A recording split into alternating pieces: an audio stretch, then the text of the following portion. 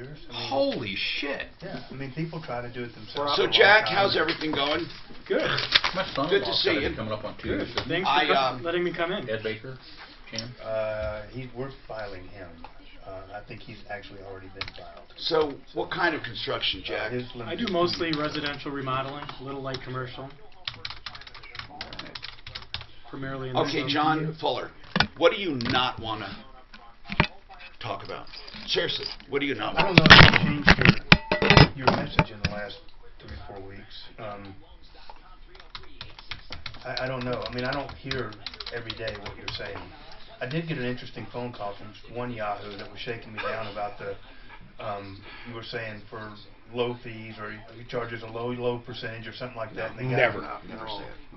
You have. I've heard you a million No, times. I say you only collect if he collects and a small percentage of the Right. Well, award. he keyed in on that small percentage shit, and he calls me up, and he's like, well, I don't think 30 or 40% is a small percentage. And I'm like, well, you know, relative to the value that we bring to the table, we think it is. And so it was just a weird dude. He's like, at the end of it, he's like, okay, well, I'm going to put you on my list. If I ever need one, I'm going to call you. He didn't even have a case. Whatever, dude. So are you saying you want more of those? No, People that might be in an That's the accident. only weird feedback that I've gotten, but we just had a great January and February after we kind of changed the message over, and, you know, I think when we started talking about the fact that just because the insurance company, you know, accepts liability doesn't mean they're going to pay your damages fairly, you know. That's a ruse to make you think I'm on cruise control and everything's going to work well and you don't need an attorney, right? Clint? Yeah, I worked as an adjuster. And that's what you did. You were taught to make people think it's all going to work out fine. Well, we were taught to appeal to the if they want it done quick, we'll do it. Right. Period. That was. Are we on? We want the money quick. The Troubleshooter.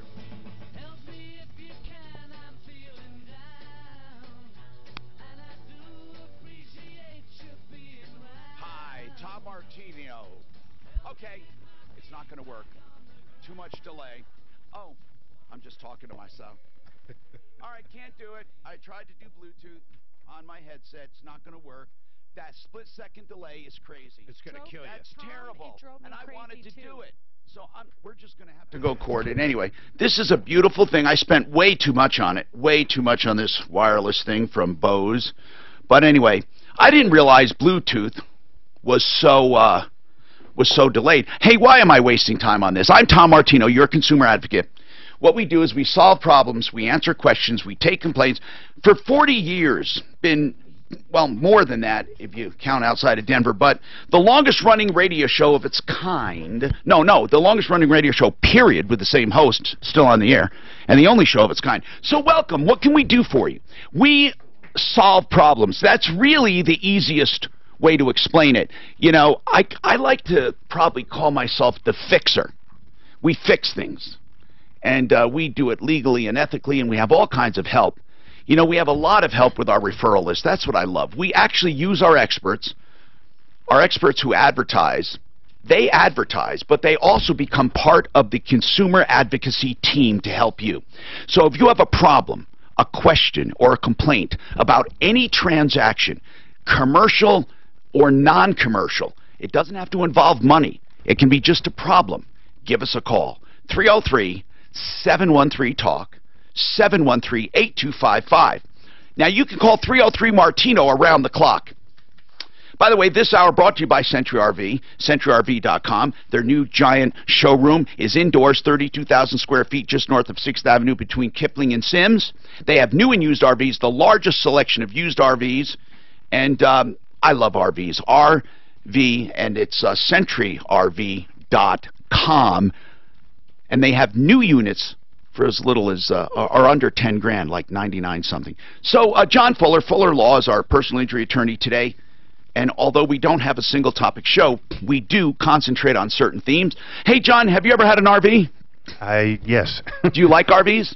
What's your favorite form of recreation? Really, if you had to pick one thing, what's your favorite I just said AV. I was thinking to myself. What's your favorite recreation? As far as RVs, my favorite recreation is... He looks like a boat guy. Yeah, boating? I'm a boating kind of guy. You love boats. Do you love fishing? Absolutely. And weren't you into horses at one time? Well, I've gone through the daughter as a rodeo, kid phase, Okay. and so yes, we had horses and the trucks and trailers and all that kind of fun stuff. My favorite thing in the world are horses, because they're animals and pets. I don't have a horse right now, but if I had to pick number one, it would actually be horses because of the relationship thing along with the hobby. But aviation would be second, and now it's first because I don't have a horse. But I love equine activities of all kinds, and I really love aviation. I don't know why. I just love it so much. It just is my tranquilizer. What do you like, Mark? I'd go RV. Yeah. RVs are fun. It's really fun. It's a whole different thing. And I'm not necessarily talking about physical activity or sports. I'm just talking about fun activities. Well, we have Jack in. Jack is a new referral list member. As you know, we like to bring in new referral list members to say hi. He's with Lent Construction. What do you like to do, Jack? Well, I like old Jeeps. I have. Do you restore them? I do. I love restoring things. I love restoring things. I have a restored '78 CJ. 78? Do you like the old Willys? Oh, I have God. a '62 Willys wagon that I just. Did you restore it yet? It's in process. Where'd you find it? I found it on Craigslist. And it was an old person owned, or what? Is it one of those stories where they kept it in the garage or out in the barn, or? It was just a young kid that the project was a little too much for him, and I picked it up from him, and so that's what I'm going to start. What I'd like to do is open up. First, I want to tell you, John Fuller Laws here, personal injury. I'd like to open up the lines to any problems, questions, complaints, but I do want to ask a question, and that is, now that weather's getting better, what's your favorite activity? What's your favorite? Share it with us. Maybe what we can do is help others. John, what's the number one area of personal injury when it comes to personal activity? Is there one? If you had to think of personal injury and negligence, is there any certain area, for example, scuba diving, horses, racing, bicycles? I mean, is there anything that comes to mind with personal injury and activity? Well, anything that involves alcohol has a higher degree. Boats and alcohol. Yeah, and so see, boats we don't and do that. alcohol. You don't do alcohol on airplanes. These guys get crap-faced and then go boating. Right. Yep, that's exactly right. Can you get a DUI in the water? Oh, absolutely. You really can? Yes, sir. Oh. Yep. It's a problem. I mean, and have you had cases where people were drunk? I have had cases, and unfortunately, when people get hurt in boats, it's usually bad. You know, there's props and stuff like that, and it never ends very well. So yes, it comes up. Oh my gosh. You know, I haven't really. I do scuba dive. I'm well in tune with scuba. I've never had a scuba case. Never even heard of a scuba case, but yeah, I'm sure that they exist. But, yeah. You know, and if you're in Mexico and you're injured, can you sue people in Mexico? You can, but it's quite a bit different, and it's more difficult. You have venue issues. You're trying to get jurisdiction over them here in the States, and that's very difficult to do. Same for cruise ships. There's a whole different body of law that applies and really dictates a whole that. different body of law. Yep, you bet. Do you know, I didn't realize this, but people go missing on cruise ships and presumed to have dropped off the side. That is a scary thought. More than you think. I know. Well, it's not like, you know, an everyday occurrence, but it's not uncommon. No, people fall off and or they jump off or get drunk and do something stupid, and I mean it happens all the time. We hear about it on the news, and you know.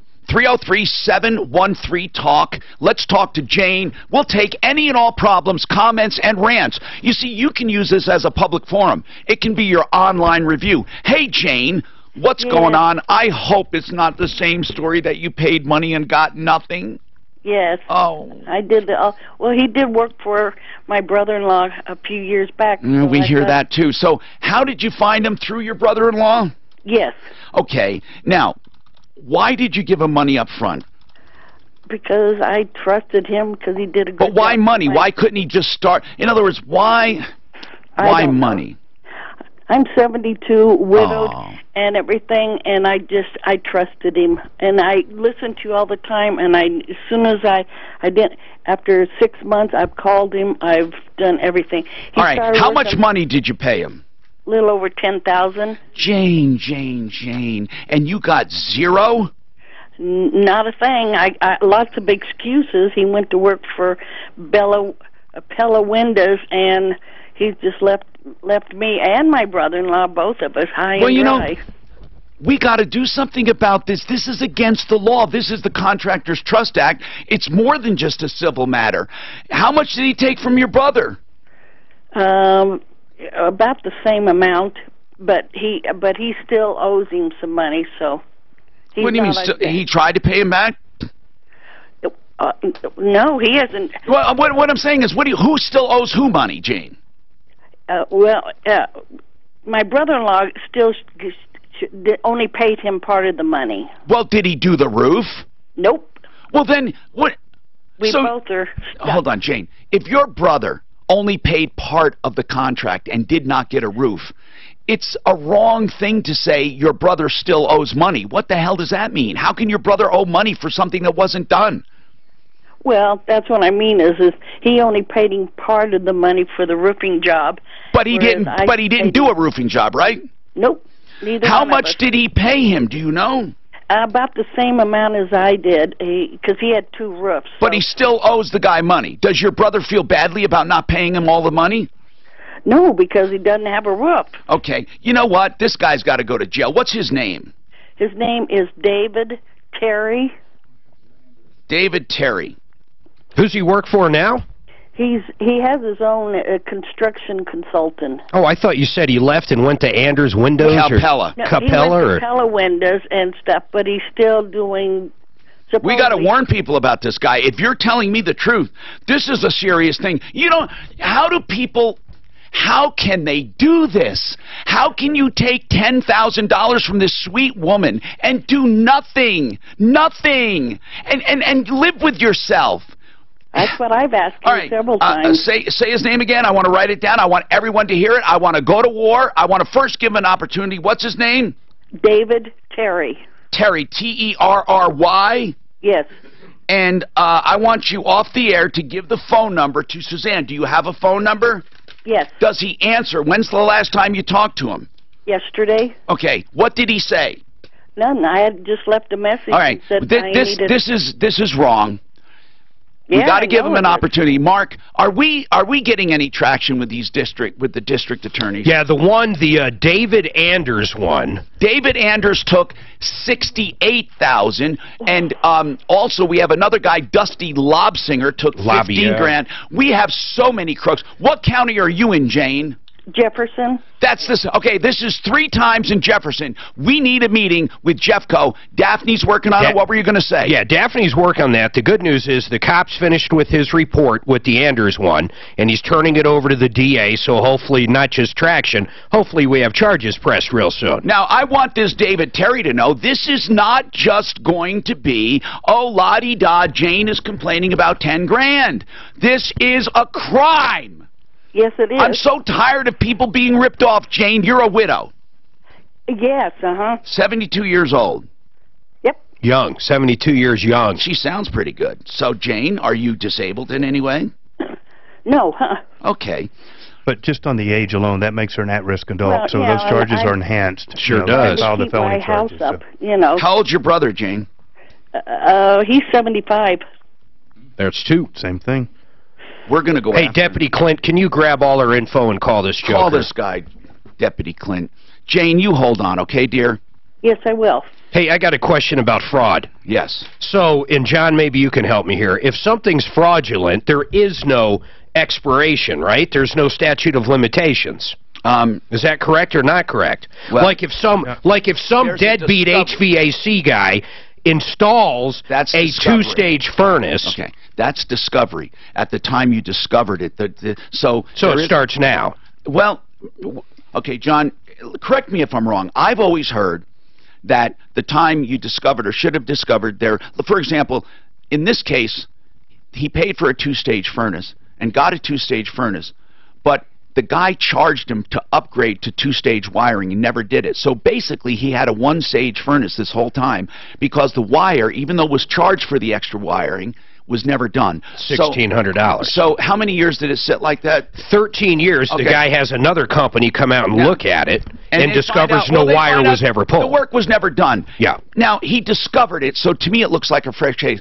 But isn't there something, however, to keep the courts from being clogged called an absolute statute of limitations? Well, I think there's a statute of repose that now you're talking civilly, I'm guessing here. So yes, usually in the civil context, you've got a statute of limitation that is keyed on the discovery.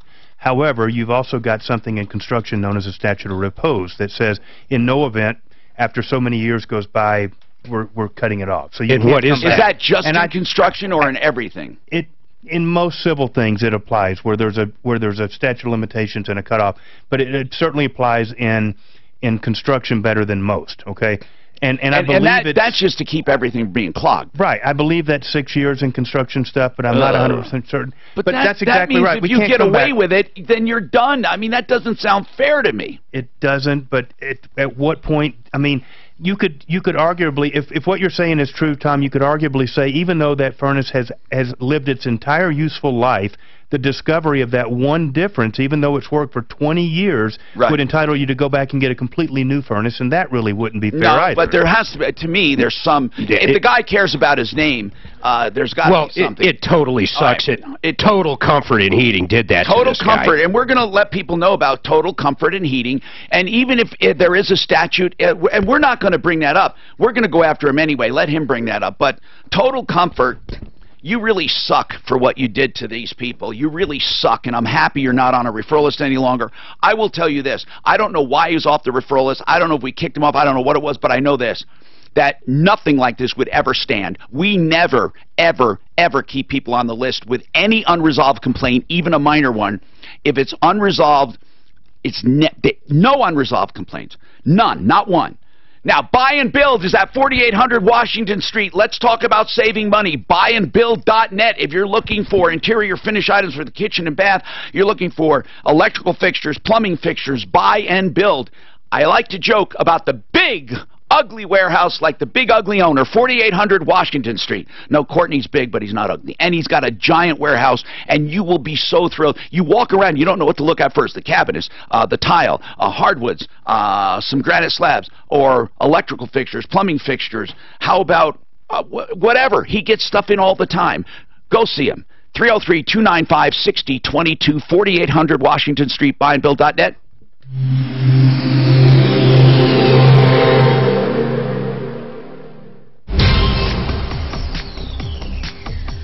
From the L&L Heating. Mark. Sir! I don't know, man. A statute, is there an actual on-the-book statute of repose, right? Now, what does that actually mean, as opposed to limitation? What does it mean? I love what he said. He just said what it means. What happens if the value of that entire house or whatever it happens to be is what gone? Is the repose part? Is it... I want to say it's 6 years, and it just says a statute of limitation, because a lot of that stuff is like 2 years, but it's a discovery deal. So they're like, look, it's 2 years, but... Yeah. In no circumstances can you bring one later than Where did I get that absolute Is that kind of what a repose would be, an absolute statute? Probably, yeah. But not everything has that. In criminal, it does not, correct? No.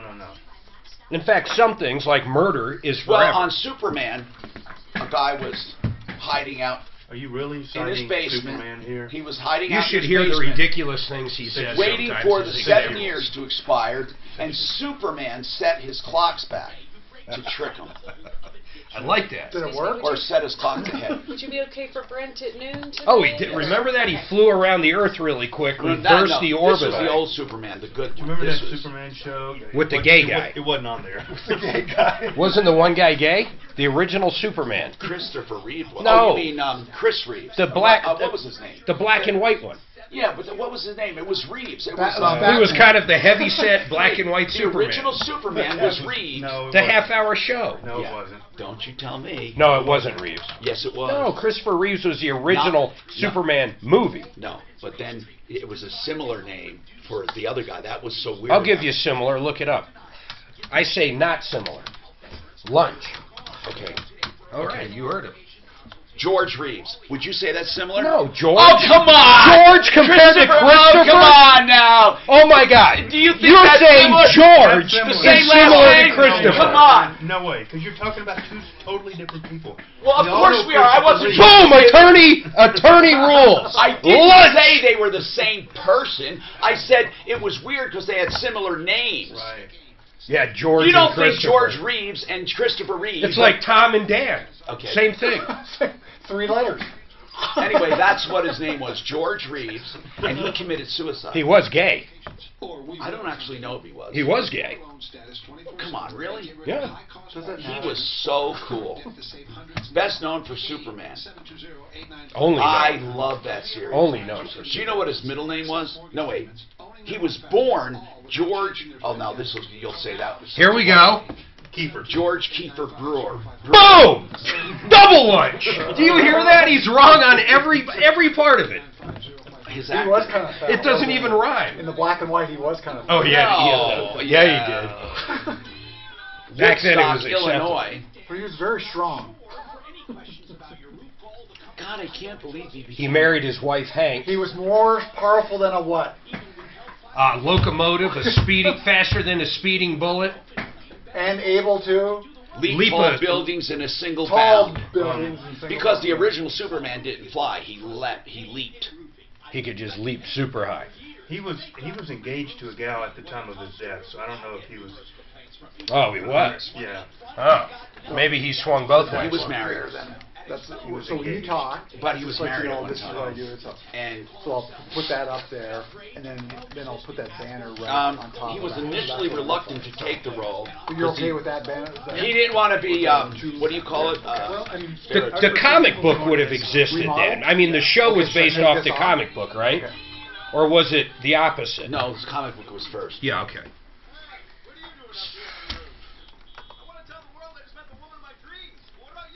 Man, what a great...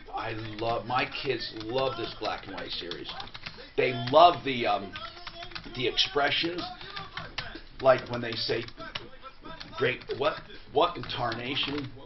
Oh, you know, Batman like was trying the to best swear, at that one. or those newfangled... Zowie? They like a good punch? Good Zowie? That's Batman. I know. But they never did... Reeves would use rat bastard a lot. Reeves died of a gunshot wound to the head. Holy He was alone. They're not saying it's Sounds like suicide. They're reluctant to call it a suicide. Okay. They're reluctant because he was faster than a speeding bullet, and he could have outran that. There was a rumor that he tried to fly, but that's not... Stood in front of the locomotive. I'm Tom Martino. Stem cell therapy. Centeno Schultz. Let's do word association. Stem cell therapy, Centeno Schultz. Here's another one. Amniotic fluid, not living stem cells. Now, I hate to diss it altogether, because amniotic fluid does have some good growth factors in them. Okay, there's no doubt. But if you're going to pay for living stem cells, you need living stem cells. Centeno Schultz. Just remember that name, the original clinic in the country doing it, Centeno Schultz. In fact, they were doing it before it was popular. They even got in trouble from the FDA, the FDA years ago for it. Now, it wasn't because they did anything like shady or wrong. They were just using it and condensing these stem cells, and the FDA said, wait a minute, this is a drug. You can't do that without special approval. So nowadays, they laid the groundwork for all these other clinics. So you're allowed to withdraw the stem cells. You can't manipulate them and make them concentrated. You have to just withdraw them. So they withdraw it, they harvest it on site, and then re-deliver it right on site. And so that's why, to this day, you can't transport them and condense them. But Centeno Schultz literally laid the groundwork. They have 14,000 patients in their data bank. 303-963-9201, 303-963-9201. And the biggest harm to this entire industry are chiropractors who wanted to get into the game, and they ship in fake fluids and call it stem cells. So please beware of that. Okay, 303-713-TALK. John Fuller is our guest today. John Fuller. John, medical malpractice is probably one of the most difficult, bar none, wouldn't you say? Absolutely. Of personal injury cases, just to get into court, because we get these calls, so I'm just going to lay it out right now. To get to court, what does it cost? Just to get to court on a major malpractice claim, what would it take to get to court? Oh, on a major malpractice claim, Yes. you could be just to walk in the door with the experts and all that. It could approach $200,000. Just to get into court and have all your experts lined up and everything. Yes. And you got to think the attorney's got to listen to that case and make that decision. Am I willing to lay out $200K right, and think this is going to go through and even break even? 303-713-8255. Now, Jane, we're working with Jane to get money back. John, have you ever in your life put out a lot of money, 50 grand, whatever, on a case and lost, and just been, that's it? Or just was for nothing? Or you don't do those? We try not to do those. Yeah, but has it happened? I'm sure you put money in a case that turned out not the way you wanted. Absolutely. Yep. Then there's no ramifications because you don't get anything unless you win. That's correct. Man, that's hard. That's why you'll often hear when people say, John, I can't find an attorney. You see, or no attorney will take the case. That often, even though we joke about attorneys chasing ambulances or you know, they don't. Because they can't afford to. Right. No, I talk to people about that all the time, and I get people that call up and say, oh, I talked to so-and-so, and they're too busy right now. They're not taking on new cases. And I try to really politely explain to people that no attorney is too busy for a good case to take on a good and meritorious case. And usually what that is code for there's something wrong with your case, and I don't want to tell you about it. And I just try to be honest with people and let them know. But when I take on a case, it really is... We're forming a partnership, and we're going to be together probably for the next year and a half. It could be 2 years. Yeah. And both sides have a role in that partnership. You know, I'm financing it. I'm paying the staff. We're doing all the work and stuff with the expectation that one day that investment will hopefully pay off. Right. The client also has a role, and they've got to treat and get better, and go through this landmine of a process to get to the end. So if you just want to know what's a case and what's not a case, that's a good call. Give us a call anytime, or of course you call them directly, 303-713-TALK. But if right now you have something on your mind, just ask about it. Mary Lou, a long-time listener, what are you calling about, Mary Lou? Well, I am calling with feedback. About 3 weeks ago, you had experts on, and you were talking about the deeding the house over. Well, yes, we often talk about it, so I'm not recalling the specific conversation, but we did talk about, in many cases, people trying to avoid probate, so they deed, while they're living, they deed their home to their children, and it's really not a good thing to do. Really? Really. Well, at one point, whatever that program was, you all were for it. So well, yes, there are ways to do it. First, let me explain why you would not just deed it, okay? If you deed the home, right now, they would inherit your basis, unless they truly bought it from you, and I mean for true market value, not for $1. But if you deed your home, whatever you paid for that home, they inherit. So if you deed the home, what did you pay for your home, Mary Lou? You really want to know? Yes, I really want to know. Oh, about $18,500. What is it worth right now? Oh, they're selling for anywhere from $750,000 to $1,000,001. Okay, so let's say... Holy, she's got a $750,000 house she paid $18,000 for? So let's say, right now... God bless her. Right now, Mary Lou, if you deeded your home to your kids, they inherit an $18,500, let's just call it $20,000 if you put improvements in it.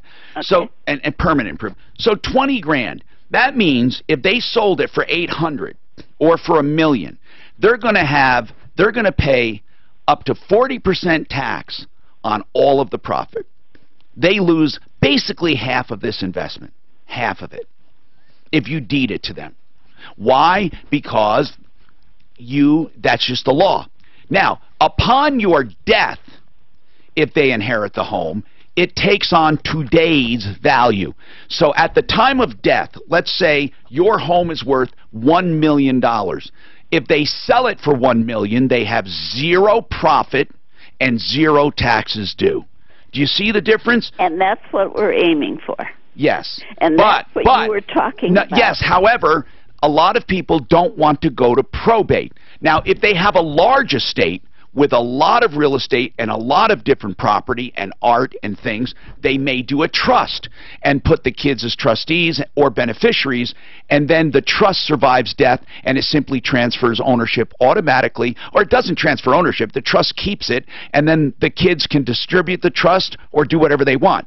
But if you don't have a large estate and all you want to do is keep your real estate from being taxed, exactly, then you do a beneficiary deed.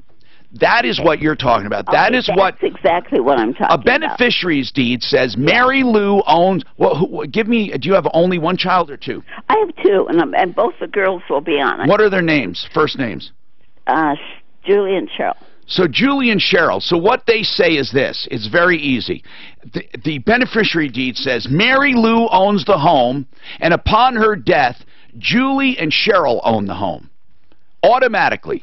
Right. And when they own the home, they own it at today's value. We'll have very little tax implications. The only way you should do it, unless you do a full-blown trust. Well, so that is exactly what it was. Now, David Salisbury can prepare and do that deed for you. It's a very simple and it's not very expensive. Right. Yeah, well, that's the other thing I want to tell you, because when I gave her my notes, she said, I don't know about this. All right, so why don't you, Suzanne, give her David Salisbury's name. Gave her number. Her daughter? Mary Lou, I meant. No. I'm saying she just said when she told someone this, they thought it was weird. Who? Her daughter? Who thought it was weird, Mary Lou? She did check on it. Well, she can call me directly, okay?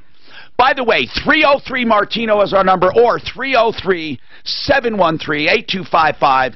303-713-TALK, 713-8255. We need you to call in. We have lines wide open. We have our attorney here. We also have our guest, and we'll talk about anything you want. 200 passengers since 2000 have went missing or died on cruise ships. 200? That's insane, isn't it? Wow. Now we have more coming up. Want to tell you that Joe Lazzara is another attorney I hope you never need. Of course, I hope you don't need John Fuller, a personal injury attorney. It would mean you're injured.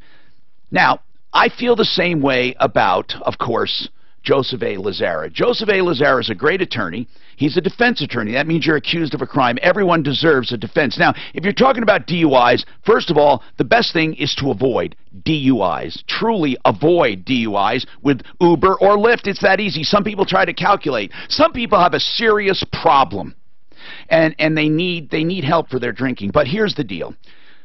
Joseph Lazzara is not going to sit there and consult you and judge you. He's just going to represent you and get you through the system and give you the best possible defense. 303-429-6200, 303-429-6200. Joe Lazzara on my referral list at referralist.com.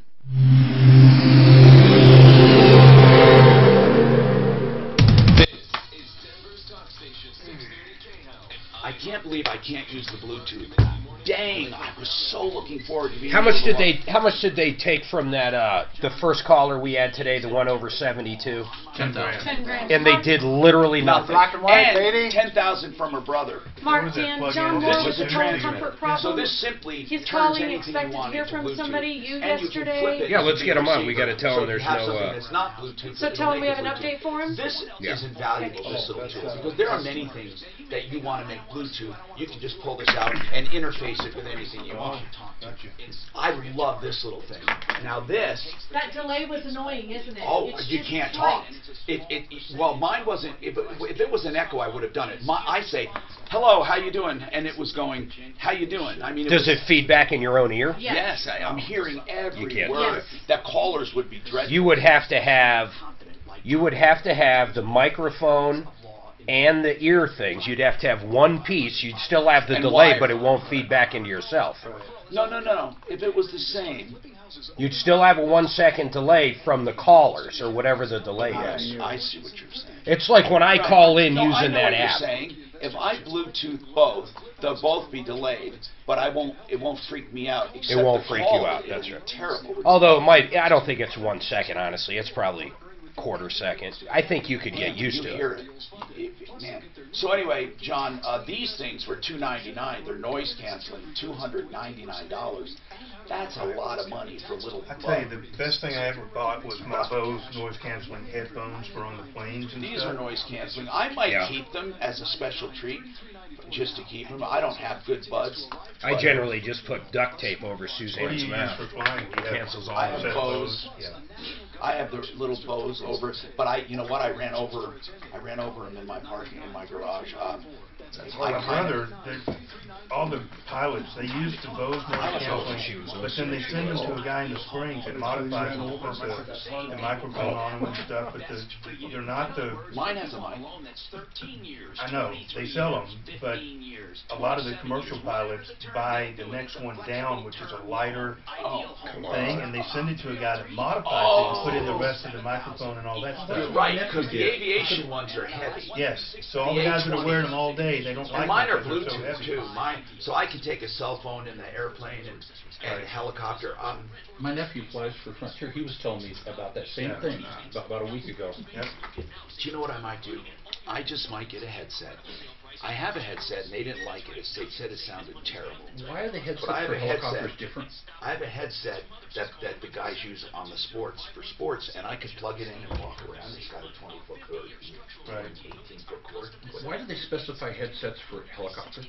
Oh, because So much noise noise. level, that's all. Oh, okay. But man, you cannot. In an airplane, you can tough it out without a headset. Yeah. You can. In a helicopter, you can't. They're loud as shit. Yeah. I can't. Oh my God. Yeah. I mean, it's remarkable. Now, like if you have a helicopter like Trump, that big, beautiful cabin. Sound deafening. Oh my God, Yeah. you don't even hear them. Yeah. But yeah, I had my noise canceling go out one time. The batteries dead. I didn't have a damn battery. It was dry. I had headsets on. They're good headsets. But I was so used to noise deadening. Did you put your headset on top of the car and it slid off? You ran over? Exactly. No, I was something like on the bumper or something when I was opening, and then the Bluetooth part came apart. The headset I didn't run over, but I ran over the little adapter. It's not a, you plug it in, so you can unplug it and plug the cord in. These are Bose headsets, but to get the Bluetooth, you have to plug in that one, and it's downstairs, and it works. Technically, it works, but it's cracked, and you can't get to the on and off switch. It's just terrible. Man, that was an expensive headset. Saturday, I reached for a headset on top of the guy's car that was backing out. Joined the referral list was I because reached for the headset. He was starting to back out, and he left it on the roof. It happens all the time. Oh, Oh, God. cool, man. Anyway, did. just as I It was the reached day for we were the thing talking and reached about up over the how fence, terrible home life his was. daughter slammed Is that how you the got door what on you my were looking finger. for? Well, it was terrible. For a while. Noise canceling stuff. When Angie's listening, they combined, something went really wrong. I think they fired a lot of people. I think, let's say they each had 100 customer service reps. They came together, and then they got rid of half of them. Something went Yeah, wrong. but not that. It's You better pay than I no ever matter thought. if they It's call way you or better not. than I Yeah, but he pays us no matter if they call or not. I mean, Yeah, but I tell you what, This is I like love legal things on like commercial that. flights, Right. putting those For a headphones basement on, remodel, just would you eliminating the noise from a commercial flight makes But they- an enormous difference. Doesn't it take stress out of It something? does. You feel so much less worn out. I'm Tom Martino, your troubleshooter. Plumbline Services for plumbing, Heating, cooling, electric, and drains. And I want to talk about their drains. Because spring is coming, we're going to get flooding, we're going to get a lot of stuff, and Plumbline has their own drain division. It's one of only maybe 2 or 3 companies in the entire area with their own drain division. They will do free second opinions if you're told you need drain work, because they will tell you the truth. They will do 93 or free with your drain. That means if they cannot clear your drain for $93, the call is free. What they will do is give you a complete written estimate on what it will take to fix. And you will find that a better estimate than anywhere because of their own equipment and their own staff. 303-586-1086. Free second opinions, please. Before you get a drain done or a part of a drain, if they say it's bad, please check with plumblineservices.com. 303-586-1086. Okay. We have a lot going on. Clint, you called the guy. Did you get a hold of him or not? No? No, I left a message, but I was able to... This is David Terry, who took 10 grand from 72-year-old Jane and her brother, 75 years old. The brother gave him 10. Jane gave him 10. They got 0 done. I was able to make a request to him to call her today and either start on this roof in 10 days or pay her back in 10 days, or we could tell his fortune for him. Okay. And did you tell Daphne's him about on with the DA right now. Did you tell him these are people at risk? Yeah, I told him what his fortune could be. They have to stop doing this. This is a crime, people. This is a crime. You go get a credit card if you spent the money and you pay her back. Listen, I do this every day. God almighty, I still can't believe, I cannot fathom looking at this dear 72-year-old woman taking $10,000 and not doing anything and not coming back. It just really astounds me. John has a follow-up with Dan and Mark on this, and this is the Total Comfort. Now, this is where we stand. Total Comfort Heating and Air charged him for running extra wire, charged him for a 2-stage. He did get a 2-stage. The furnace is not bad, but they did not wire it for 2 stages. What kills me is, if it was wired properly and they charged him the wire, how much money would he have saved on energy bills off from the past 13 years? They outright lied to this guy. 13 years? It's been a long time. Oh, my God, 13 years. I don't know. The problem is we don't think we can go anywhere in court with it. I mean, really. John, you feel like, John, the statute of repose, John Fuller is our attorney today, that statute of repose, I don't think there's anything that goes 13 years. No, you're done. You're done. It's not even worth doing the filing fee. It's now, throwing $55 out the window. But we can warn people about the dishonesty of Total Comfort Heating and Air. Total Comfort Heating and Air. They're rip-offs and liars. If they did the work, that would have been fine. Here's the deal. They sold him the furnace. They made a lot of money. Why didn't they go the extra step? But my question is this. I think we talked about this. Isn't there a way to take the 2-wire system with an adapter on each end? Yeah, yes, but you put a pretty expensive, I don't know if there was 13 years ago, let me clarify that. But now, yes, depending on the furnace, you can put basically a computer module on this side, a computer module in the thermostat, and they talk. It modulates 2 wires into 5. So basically. Yeah. So you see, with digital signaling, you can do all kinds of stuff like that. All you need for digital signaling is 2 wires, technically 1 and a ground, but 2 wires. And so you can do it. Now, John, you had Fix-It 24/7. You had them out to your home, and they're the ones that discovered this. Did they have a solution for you other than running the extra wire? I believe that's what their thinking is. The module? I'm not technical, so I don't know specifics, but... they're good people. Oh, Andy was terrific, and it's just so sad that we trusted this Total Comfort Heating and Cooling based on the research that we had done. Listen, we did research too. We did background checks. I mean, I don't know what happened to them. And if they're installing 2-stage machines or furnaces, and yet they only wire it for the 2nd stage to operate in the 2nd stage only, that doesn't make any sense. I mean, it doesn't make sense at all. I want to make this clear that we can't say they're doing this with every job. And it could be that just one errant tech did this. Okay, I want to be fair. I mean, I don't know how many techs they have, and maybe one guy just said, the hell with it, and he charged for it and didn't do it.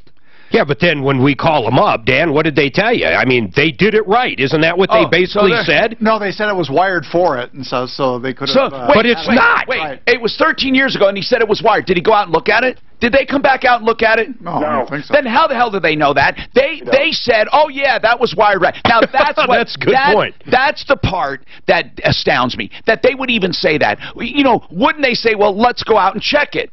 I mean, but they said, Dan, literally, they said, oh, no, that was done right. Yeah, they said it was a 2-stage furnace, it was wired for it. They just had to jumper it. This is what he said. Now, why would they install it and not jumper it right? Then or now? Did he make any sense? Well, that's when I talked to him. Can you call him back? Just call him back. Call him back. I'm not doubting you, Dan. Call him back. We want to know officially where Comfort Heating and Air stands right now on this issue. Right now, officially. And they're welcome. Tell them they're welcome to go out and look at it. And it's easy to tell if they pulled wire. Hold on, Clint. They're welcome to come on the air. Here's the issue. It's very simple. 13 years ago, he was charged for extra wiring.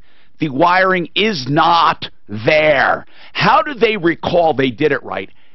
13 years. When I talked to Mike, the owner, on the 9th, and he was telling me what they did and so on. I just read back to him what I was understanding, and I said, you mean that our furnace is jumper wired to go from first stage then to high flame second stage? And he said yes? And he said yes. What did Fix-It say?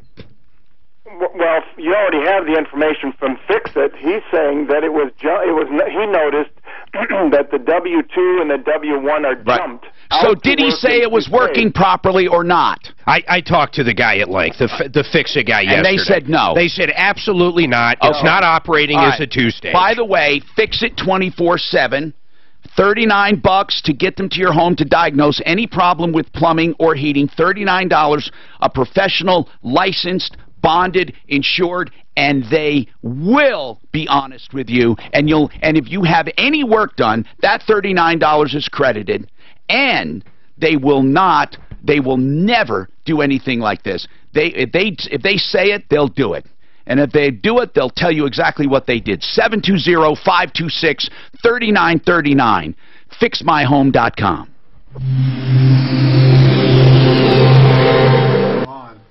Here's what kills me. Why?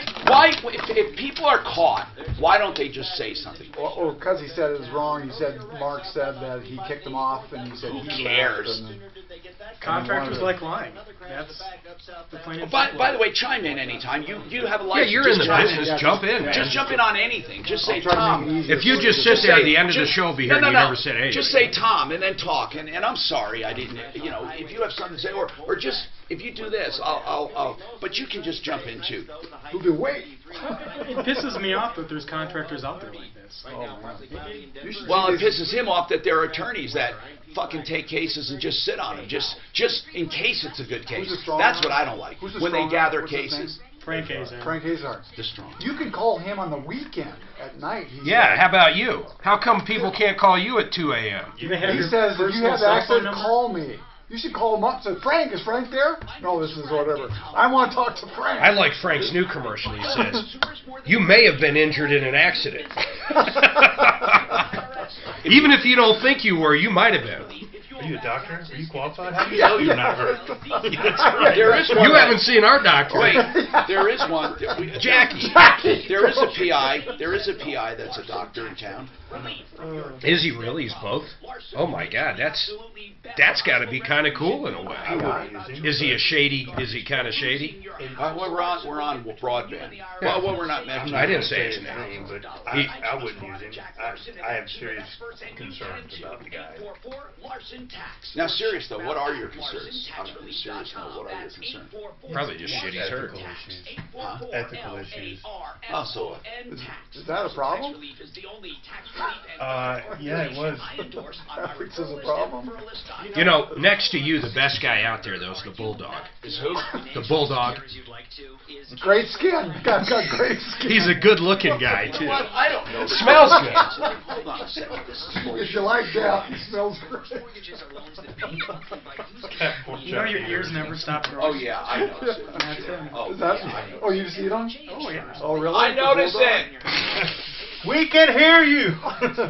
Oh no, it's I'm gonna look him up. good, man. Doggone, How'd you know? I like when Tom says, "Well, you never Frank make." Azar or the Bulldog? What's that? Both of them. You go. I never make fun of anyone's appearance.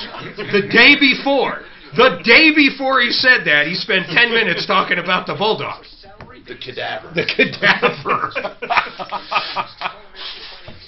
He's a tall son of a bitch, ain't he? He is a piece of shit. He looks like Herman Munster. No, and he is such an unethical. Oh my God, he is. And he talks like I swear, the guy, it's like he has a death rattle. Holy cow, he's got some ears. Picture. Look at the size of those ears. Is that the Bulldog? Oh, man. Car wreck. Now remember, they dressed him up for a photo. Oh no, he doesn't look like that at all. No, but look at the size of those ears. No, he looks that looks like a plate. Big as pork chop. He looks nothing like You're right. They're big as like a piece of pork. No, this must be 10 years old. Get more. No, it has to be. Oh, car wreck. This guy. Get more. No. His skin is transparent now with crust. I thought he was red hair. I thought he had red hair. All right, I gather you want me to hold off on suing this guy. Who? This Total Comfort. What did he say? Isn't this the one you're talking? talk about it right now. No, I don't want anybody holding off on anything. Oh, okay. No. Okay, I called that We'll Michael. serve you this afternoon, but please come on the show right after that. He's on a call. She says he will not answer his cell phone when it's a call. She'll have him call back as soon as he can. Hell, he won't. These people? Yeah. Oh, he ain't calling. Well. God, he has ears. Holy cow. See, I don't stoop to what you guys do, making fun of people's appearance. I normally don't. Really? But this man. No. I refuse to stoop. I didn't know he advertised. We were actually talking about employees, and I said, I would never attack an employee or even call them stupid. I never call people, you're stupid. What are you, an idiot? Oh, I mean, that is unacceptable. Huh? Never. I would never do that. But hey, he does that. You did. Pull that. He's absolutely right. You sent Dan an email telling him he sucks. Oh, yeah, I did. That was a joke. I didn't take it like that. Yeah. He was still complaining. It was a joke. That's all I said was you suck. There's some people that have I was such testing. a cartoon-like He was appearance, testing me. Right. so you can't.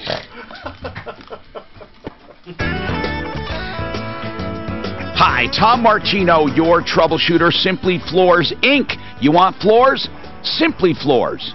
He does all floor coverings that the big boxes do, but for a fraction of the cost. Well, you'll save about 40%, sometimes less, but you will save, and that's the point. Plus, you get better service. Buddy Mitchell is dedicated to doing a great job. SimplyFloorsInc.com. His showroom is at 52nd and Ward, but you can make an appointment to go into your home any evening or late afternoon. Simply Floors Inc. or morning. Simply Floors Inc. INC. SimplyFloorsInc.com. So, let's talk. John Fuller is with us from Fuller Law. We've been talking about all kinds of questions and complaints, and he's been helping out on other things. And we have, speaking of two-stage furnaces, where Total Comfort and Air said they put in a two-stage furnace, and they did, but they said they wired it, and they did not. So he had a single stage all these years, and they charged him for pulling extra wire. That is our contention.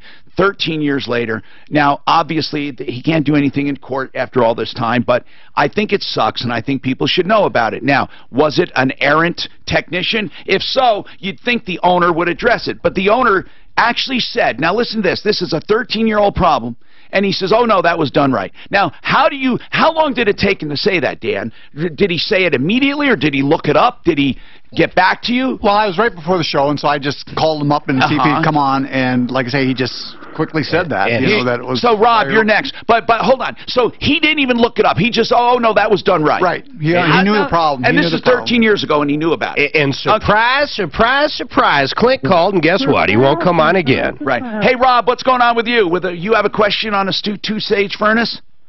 Yeah, how would a consumer know? About 5 years ago, I had Brothers install a new furnace. Well, if Brothers did it, you don't have a problem. Say again? If Brothers did it, you don't have a problem. You would know, to answer his question, though, you would know by the different amounts of heat it puts out. Well, it's a two-stage, but you're right. If you wanted to double-check, how would a consumer know? How would we know? Let's talk about that.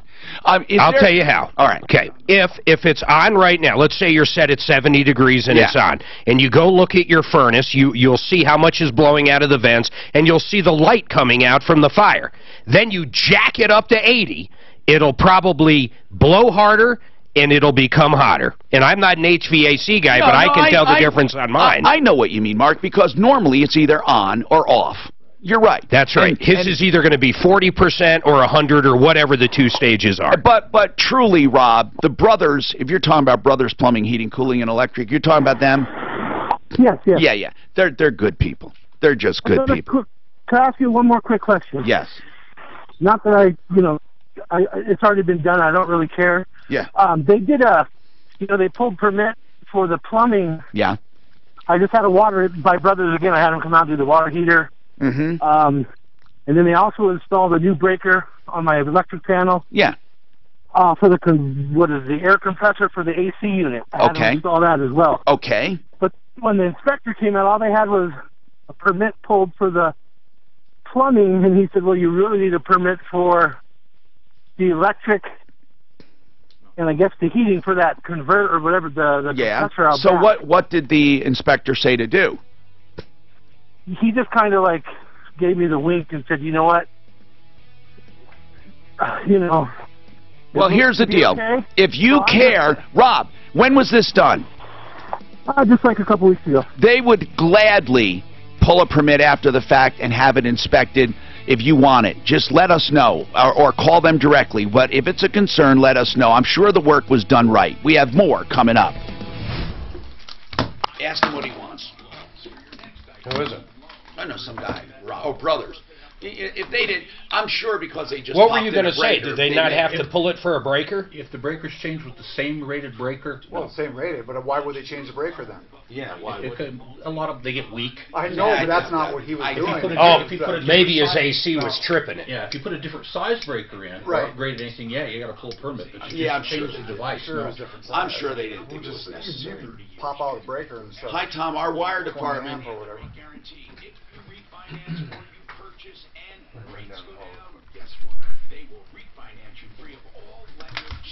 Mark, I gotta call my bank. Wire money is a... Oh, God, they make it so difficult. It just pisses me off. PayPal it? Oh, my God, they make it so difficult.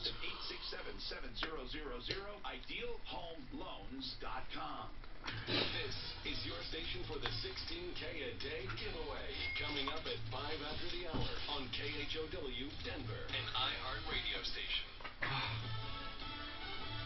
The president calls it disgraceful. I'm Lisa Brady, Fox News. He's talking about the bombings in Texas. God, can you believe this guy? This fucking guy is so brazen. He fucking blew another one today. Another bomb, this Texas bomber, man. He sent it through FedEx, and it blew up on their sorting facility. Yeah. Wait, he set a bomb where? He set one and it went off in the FedEx sorting facility. So we don't even know. Well, he must be in Austin because the last one was a tripwire. Fuck, I hope it's not one of these things that catches on. This is like a Unabomber who's been bombing randomly. You know who it reminds me of more than that? Was a sniper. Do you remember that guy? DC Sniper? DC Sniper. It turned out to be an ex-military guy and a kid. They would be in the trunk of the car and they'd shoot people at gas stations. There's a good movie about that. Yeah. It's crazy they got away for it so long. They pulled a taillight out from inside and shot out through the taillight. I remember that movie. Didn't they find like a shot in one of the trees in his backyard was the movie? And that's really how they got him. Or proved it. Convenient bank, Mark. Do you know of any ones that don't? A and B. Cara, this is Tom Martino. Hi. Thanks for emailing. Hey, remember the other day you talked about the GFI tripping down? You were exactly right on that. Oh, on the bathroom? Yeah, I checked both of mine, and my lights are downstream of my GFIs. I don't know. Really, what a contractor should do when they build it out is a GFI, its own circuit, right by the sink, and the rest on the rest. But here's where, remember this? I was going to say that. In our basement, we had a deep freeze that we put on a GFI in the basement. I don't know when it tripped. Like while we were out of town. Yeah, we were gone, probably in Mexico for a couple weeks. You opened that door. Ruined. Oh my God, it smelled like more dead animals than I ever had. She entailed an employee to come over. Oh fuck, I couldn't clean it. I puked. And I wasn't doing it. I couldn't do it. There's no way. Were you able to eat it? After a hurricane for Daniel! So you know the smell. On a job for that. There is no smell like that. Drag drop to the curb. I gave it away on Craigslist. I literally gave away the freezer on Craigslist. It's almost impossible to smell out. It is impossible. We actually had mice getting a stove. That's very good of you, though, to take it. Up in the insulation of a See, stove. that's a lot of meat, though. $600. Started the stove up, and it heated up all that. $2.99. Oh my God! Well, she sent an inventory of everything, and I went on. I can't believe how King Super things priced smell it all out. Wow. Paid her. Wow.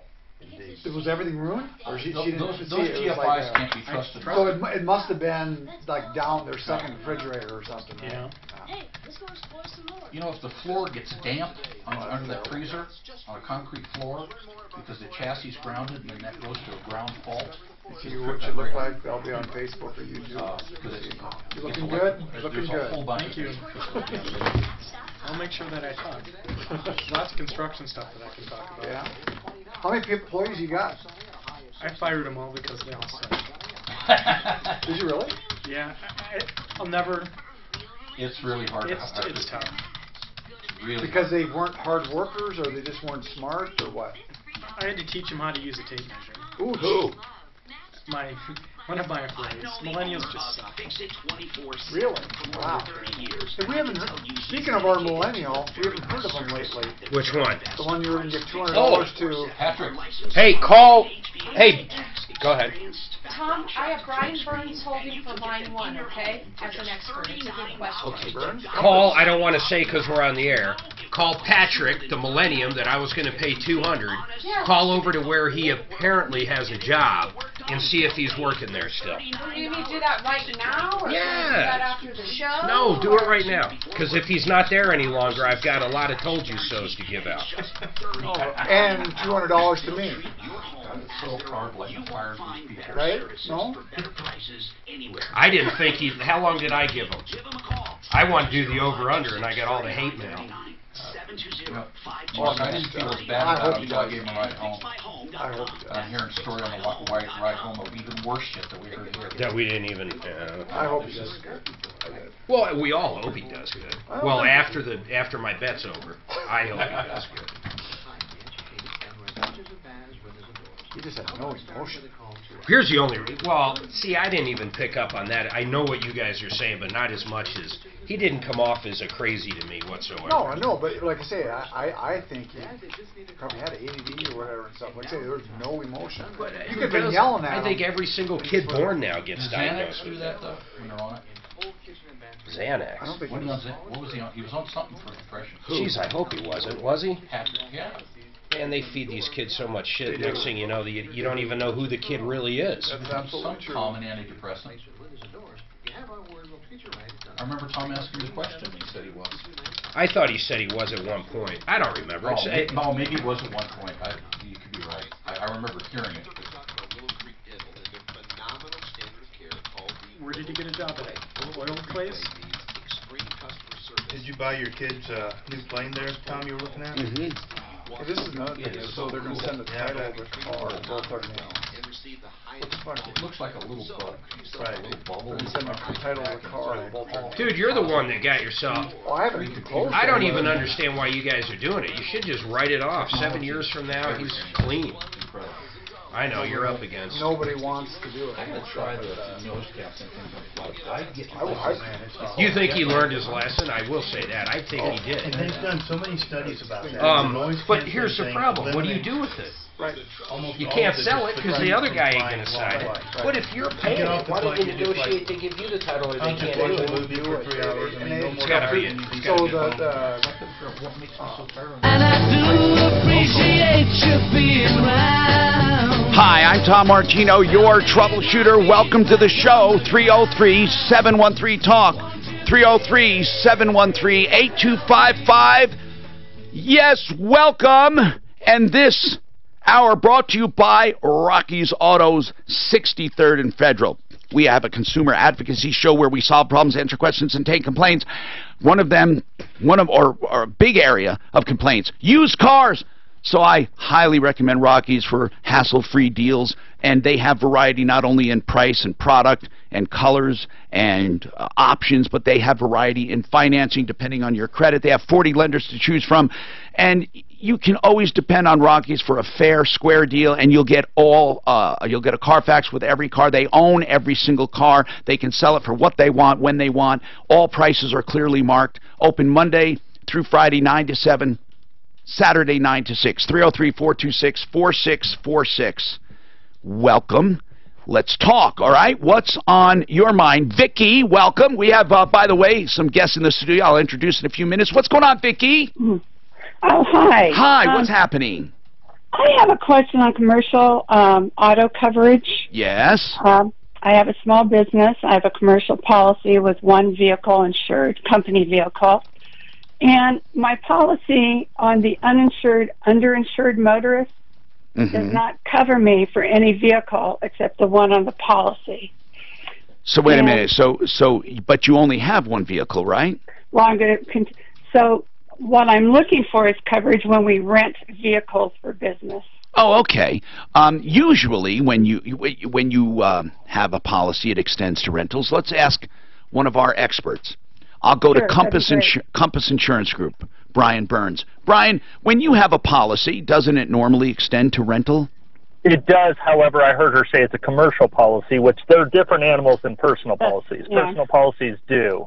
Commercial policies, it depends on what symbol is located in the policy for uninsured motorists. And when I be my symbol, that's the terminology they use for how they will cover a particular instance. So it just depends on how her policy is written. If it's a symbol 1, that means that the uninsured motorist would cover all vehicles. So in other words, what you're not. saying, I mean, we don't really care about the symbols so much as what you're saying is it's a matter of contract. You have to specifically have each and every coverage in a commercial. That's right. It's not as blanket coverage as a personal policy. That's right. Okay, so in order to get underinsured and uninsured, you have to, for rented vehicles, you literally have to get, what is it called, a rider? Well, it is just how the policy is written. Like you said, it's part of the contract. Okay. It depends on how it's specified in the policy. Now, who do you have as your underwriter, Vicki? Do you know?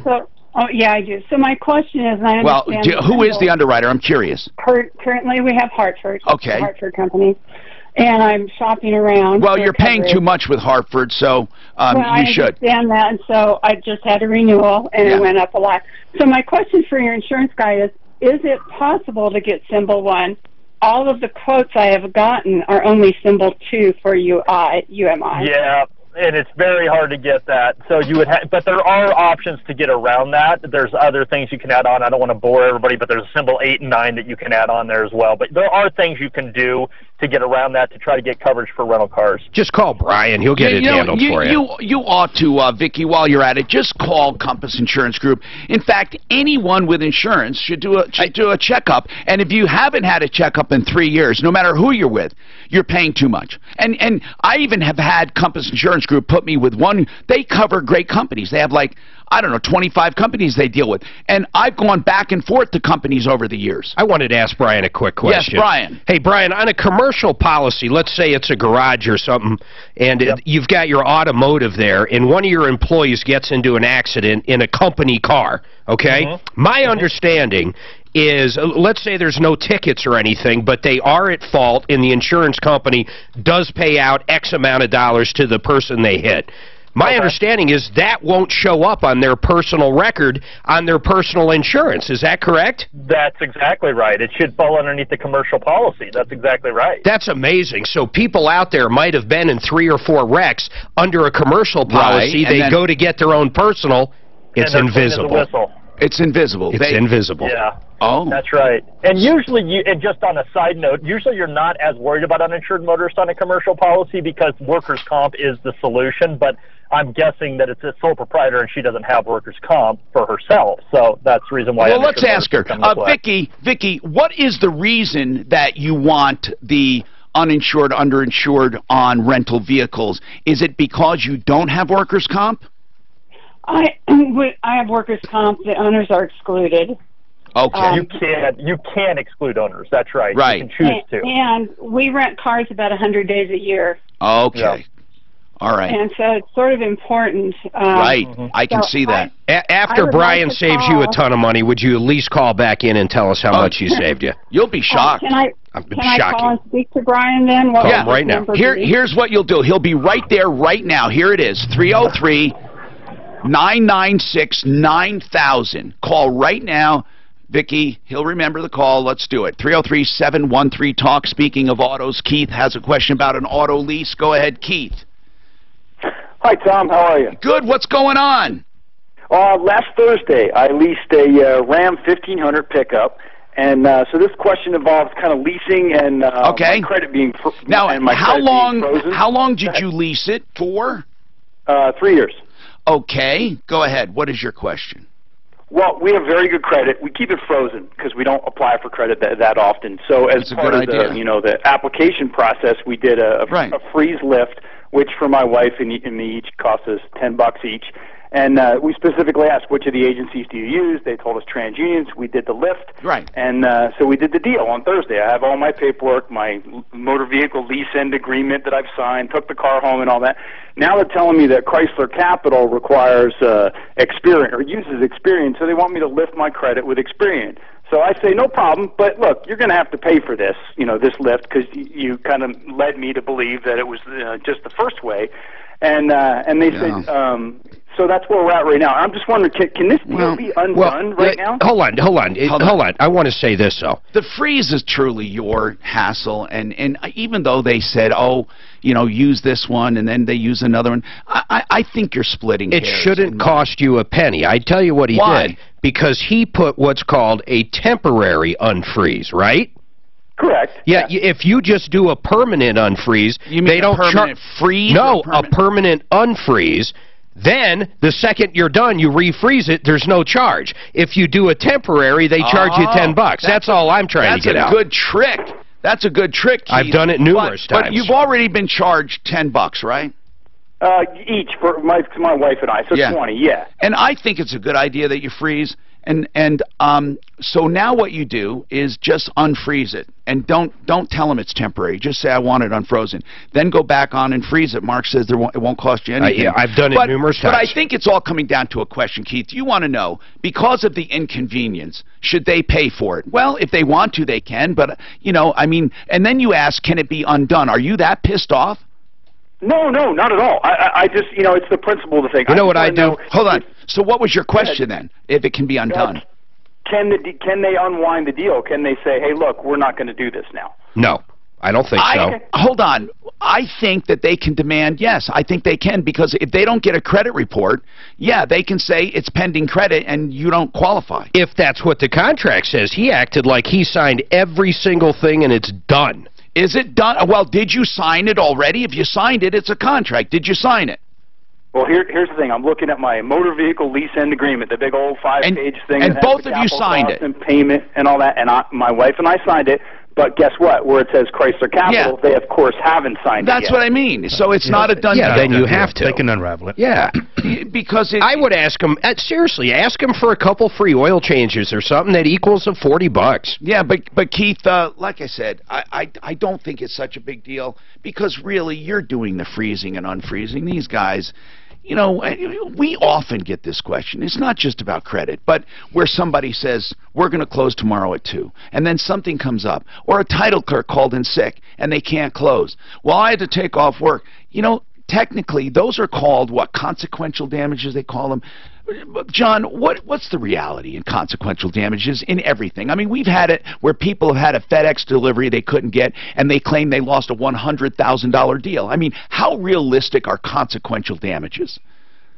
Really? They're tough. I mean, I think they're damn near impossible. And the further downstream, the harder, right? They're not impossible, but you have to be able to show real economic loss, and there's got to be a direct connection, a causal link between whatever the negligent act was and the loss. And it has to be negligent too, not just bad weather and you didn't get the delivery, right? Right. Okay, so it is a very difficult thing. Yeah, but with that thing, what you just said with FedEx or UPS, I mean, chances are when you send that, you're signing away any kind of consequential damages already. There's always limitations on the contract, and so, yeah. George, you have a comment on two-stage furnaces. And by the way, that is John Fuller, Fuller Law, our personal injury attorney today and expert for the show. He's in as a guest, and we also have another guest. Go ahead, George. Yeah, some quick research I did. Apparently, in 2006, ASHRAE came out, revised the testing that DOE had already established. That was the standard testing for two-stage residential furnaces. So, and then the national labs over at Lawrence Berkeley did some testing to see how efficient these things are, and they versus one stage, and they basically said that there really isn't any site-saving energy at all. Except that people who have them they say their bills go down. They literally. Mine went down substantially now. I'm telling you what the national lab says in terms of energy usage. Are you related to Clint? There are a lot of variables in terms of, who's installing the thing, so it might be a function of... yeah, but then... Hold on, George, wait. First, George, could you do, so I could edify myself, can you just give me that study and I'm going to look at it? Sure. It is called Residential Two-Stage Gas Furnaces, Do They Save Energy? It's who's it from? 3 different authors. Lawrence Berkeley National Laboratory. What's the National Laboratories? Lawrence Berkeley National Laboratory. Oh, Lawrence Berkeley National. Okay, got it. Thanks. Yeah, the site that I saw it is from. It's ACEEE, 3 E's. I don't need all that right now on the air. I can't do that. I'm going to kill my audience. So Okay. I'm looking at, I'm not, this is not I understand. my industry, so I'm looking at it. Now, they did say you could potentially save a little electrical energy, a little electricity, if you use a BPM motor versus the other kind of motor that they typically... George, just in an interest of time, I do want to say that's one study that you saw, and I know you're not saying it personally. I will say that if you just look at it logically, the damn thing hardly ever runs full force because it's maintaining a temperature as opposed to bringing it up. The old systems literally let it drop before it comes back up in full speed. And that up and down just essentially, it just logically seems it would use more energy than maintaining at a lower level. But I'll look at the study. We have more coming up.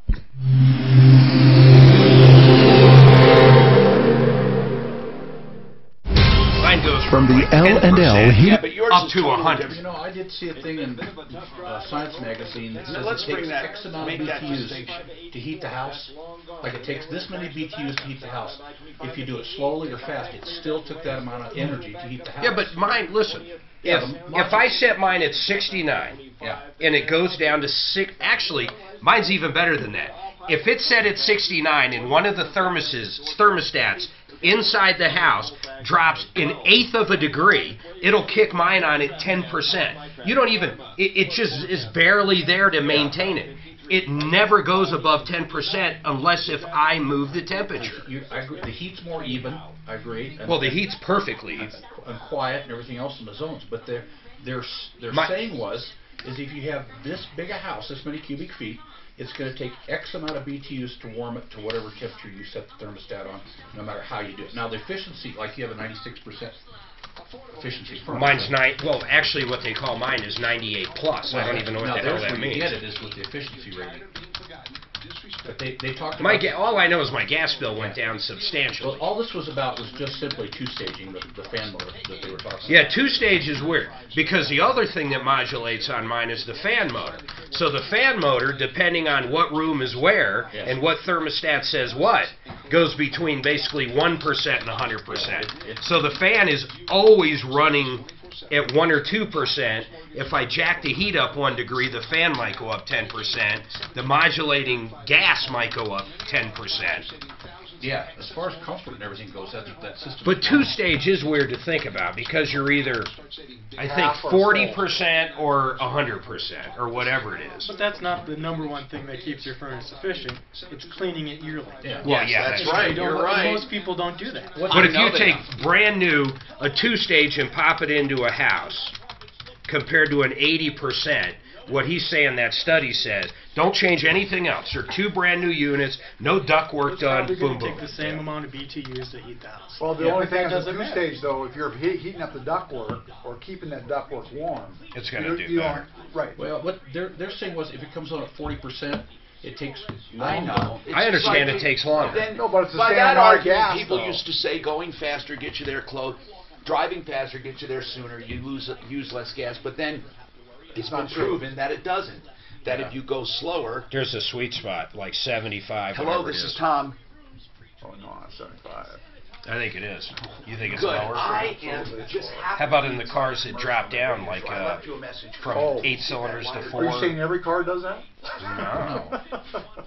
Are you saying the space shuttle's better off going 60? Yeah, that space shuttle probably won't get out of the atmosphere at 60. God, every time I think of the space shuttle, it was 8th grade. We're sitting there in the cafeteria. They roll out about 15 TVs because the teacher was on it, and we're all watching it, and it fucking blows up while we're all watching it live in school. It was the craziest shit. Was it 89? I was in 8th grade. 86? Yeah, I'll say I was in. I would say 86, yeah. I remember where I was. I would have been 90. That's one of those things that you remember where you were at. Just like the 9/11. Right. Yeah. I would have been 8. Crazy. So that's... I was in the air when 9/11 happened. 3rd grade. Had I don't remember. Military escort. The other one blew up before that. I The one that was coming back, the teacher coming back in blew up. No, that's where the insulation came off and did that. What was that was afterwards. What was the first? Oh. That was after that. The second one? The second one's where they just blew up on the reentry. Over Sure, I did something wrong. I thought that was the teacher. No, the teacher blew up on takeoff. That's what all the kids were watching. That's the one I saw. But I'm pretty sure I saw the other one. Oh, you know what it is? I just can picture the video because they literally zoomed in on it coming back in. They didn't see it blow up. They just lost blowing up. Communication with it. God. Then they had a whole bunch of volunteers out there picking up all the stuff. You know that new system that Burt Rattan has, that private guy in space? The thing comes down so slow. You went to space one time. I have never seen. Went to space. Not yet. I knew that. I have never seen a rocket come back like that. I find it so amazing. Have you ever met a real astronaut? I met him at an EA meeting in Crawford, I met the Apollo 11. Oh, that's cool. Yeah, and Chuck Yeager, the 50th anniversary of Roswell. At an aviation. Fascinating. Hi, Tom Martino here. Welcome to the show again. Become the Banker having their seminars. I urge you to call. Listen, I got an email because I asked people for feedback, okay, and on this because they say, you know, why do you say this is the best investment in the world? I never said that. I said it is a safe, one of the safest investments, solid, and it's almost for everyone. It's just overfunding life insurance because the government allows it to grow tax-free, and then you can borrow from it through your life for things and pay yourself artificially high interest, and then in retirement borrow and never pay it back, and the life benefit pays it back. So I asked for feedback. By the way, I want to tell you, you can find out more, becomethebanker.info. I don't put my name on things and say things are good unless I really research it. Becomethebanker.info, becomethebanker.info to sign up, or give them a call, 303-779-6600. Here's the criticism. They said, do not think you can become your own banker by doing this, and he did a scenario where you put in all the premiums over the years, and you only had a small percentage of it at the end, and most of your money went to the cost of insurance. This guy is absolutely correct in most cases. That's what whole life is. This is not whole life for that reason. This whole life policy actually sucks as a life insurance policy because all you want is a death benefit. You're not doing it for insurance. I don't mean it sucks. It sucks for the insurance guy because they used to try to get the highest cost of insurance and very little cash value. This is just the opposite. They try to get you very little insurance for the most premium because they want to build the cash value. This is a different animal. Those articles written 10 years ago do not apply to this. This is a different animal. Become the Banker with Joe Chiano. I'm telling you, there is nothing wrong with it. You may not want it, but there's nothing wrong with it. It's a solid 3.5% to 4.5% return, depending on how your cost of insurance. And with interest rates going up, that's going to go up. Yeah, that'll go up. But again, it's safe and it is conservative, okay? I'm not saying it's not. 303-779-6600. Dave, welcome to the show. We have John Fuller with us from Fuller Law. He's been chiming in. Oh, and by the way, also, our new referral list member, Lent Construction, Jack Lent. I can see him getting frustrated with some of these calls. He especially hates when people take money and don't do anything. I don't know. And Dave, we're going to get to you too. Your daughters changed their name. But Jack, talking about construction, can you even imagine taking 10 grand, cashing the check, putting it in your bank, and just never talking to the woman again? Could you even imagine that? I can't even imagine that. I hear stories about it all the time. You hear it on the show, and you shake your head. I do. I do take deposits sometimes. Yeah. And typically it's 25% of the deposit. And it's to hold the job because everyone is so busy. Yes. But I keep it in trust, and I don't spend it until I start buying the material. And again, I have my own philosophy on it. Other people have other philosophies. Here's what I've always said. Don't pay big money up front for nothing. And if you do have to make a deposit, make it reasonable. And make sure it's held in trust in your name, or that materials are delivered, or materials are ordered, and also check out who you're doing business with and pay as you go. Some people don't take any money, some people take some money, but these guys that just take your first insurance check and never show up, I mean, I just can't believe it. I just can't believe it. why they do it. Why?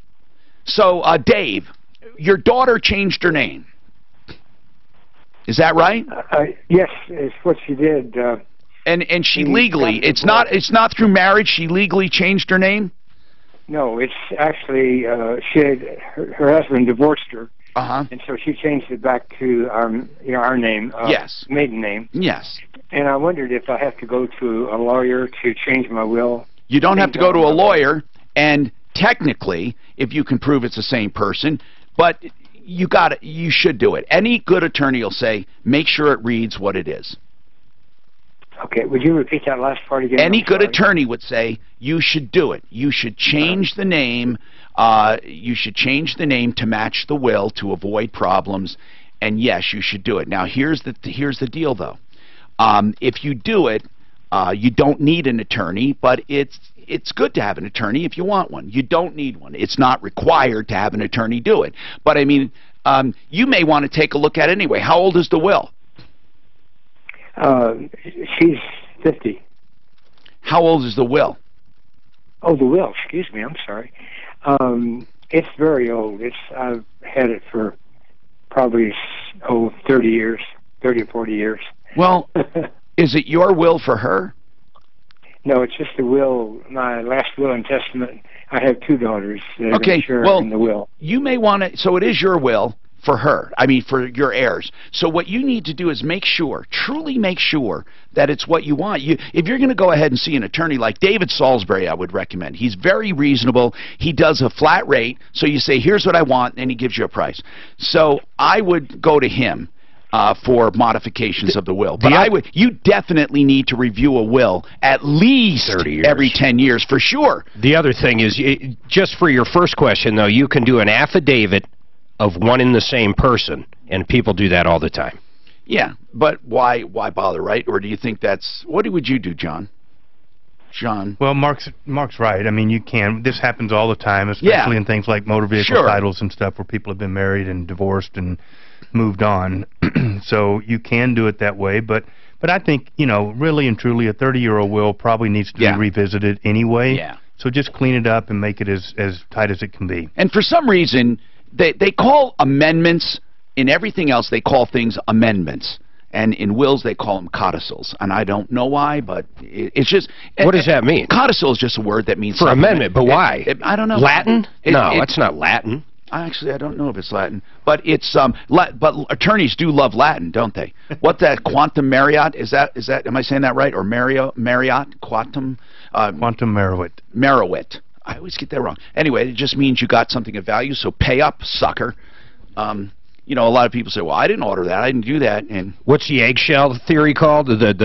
What's the real name for that? No, it's eggshell theory, right? Or eggshell. No, there's a Latin name for that. It means victims. You take your victims as you find them. What does that mean? What is that term? Is it a Latin term? No, it really is called the eggshell theory. Oh, it is. Yeah, and it's and explain what that is so people know. So basically, you take your plaintiff the way you find them, and what that means is if you injure somebody that was predisposed to be injured more easily than perhaps somebody else, that's just too bad for you.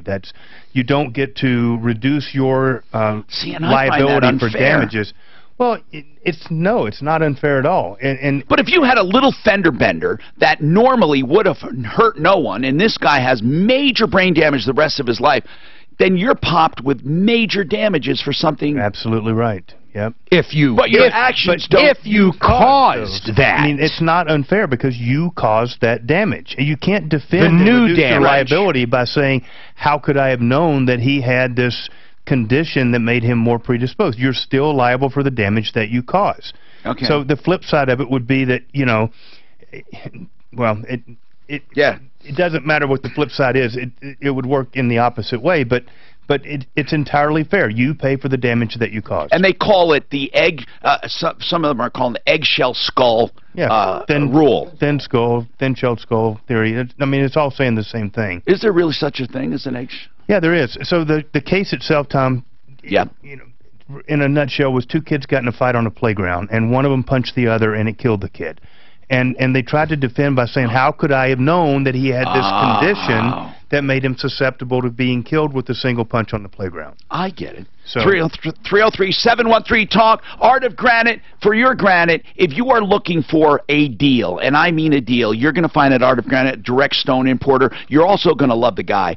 Mitch Fleury is a great guy. We have good people on the referral list at referralist.com. You will love the way he does business. You want to know why? What do I always say about Art of Granite that I love? You can get prices on the phone. Think about that. You call up, give him measurements, you can send him a photo. He'll give you prices, and those prices, they will not be far off. I mean, a few $100s maybe. And of course, you go to the showroom to pick your countertop material, the actual slab, the custom edges, the sinks, the cabinets. And then he slates you for template and installation 1 to 4 weeks. He serves the mountain communities and the Front Range. 303-386-5919. Open every day but Sunday. 303-386-5919. artofgranite.net.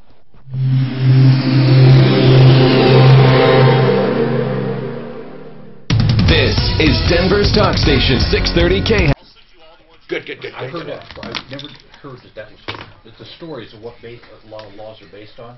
Even if they're crappy, I take parts from each one from the days and then put them together. That's why it's based on. Yeah. Well, that's just case law. It came from an actual case. Yeah. So that's the story Because behind that case. you're recording them a different way so we don't get that weird. Okay, good. And then, and what I would do if I were you is as you put one in, take a bad one out. I had to follow adjuster remember the Pintos that blew up? Yep. I had to follow that case because they were insurance companies were looking at was there possibility of subrogating against Ford on that stuff, and the people in that Pinto lost that case. They assumed that they won. They didn't. Who won? The Pinto that blew up. There was one that blew up with four. I think it was 4 cheerleaders or something in it. The Pinto. Yeah. The Gremlin would blow up too, if I recall. So the affluenza teen is getting out of jail. The who?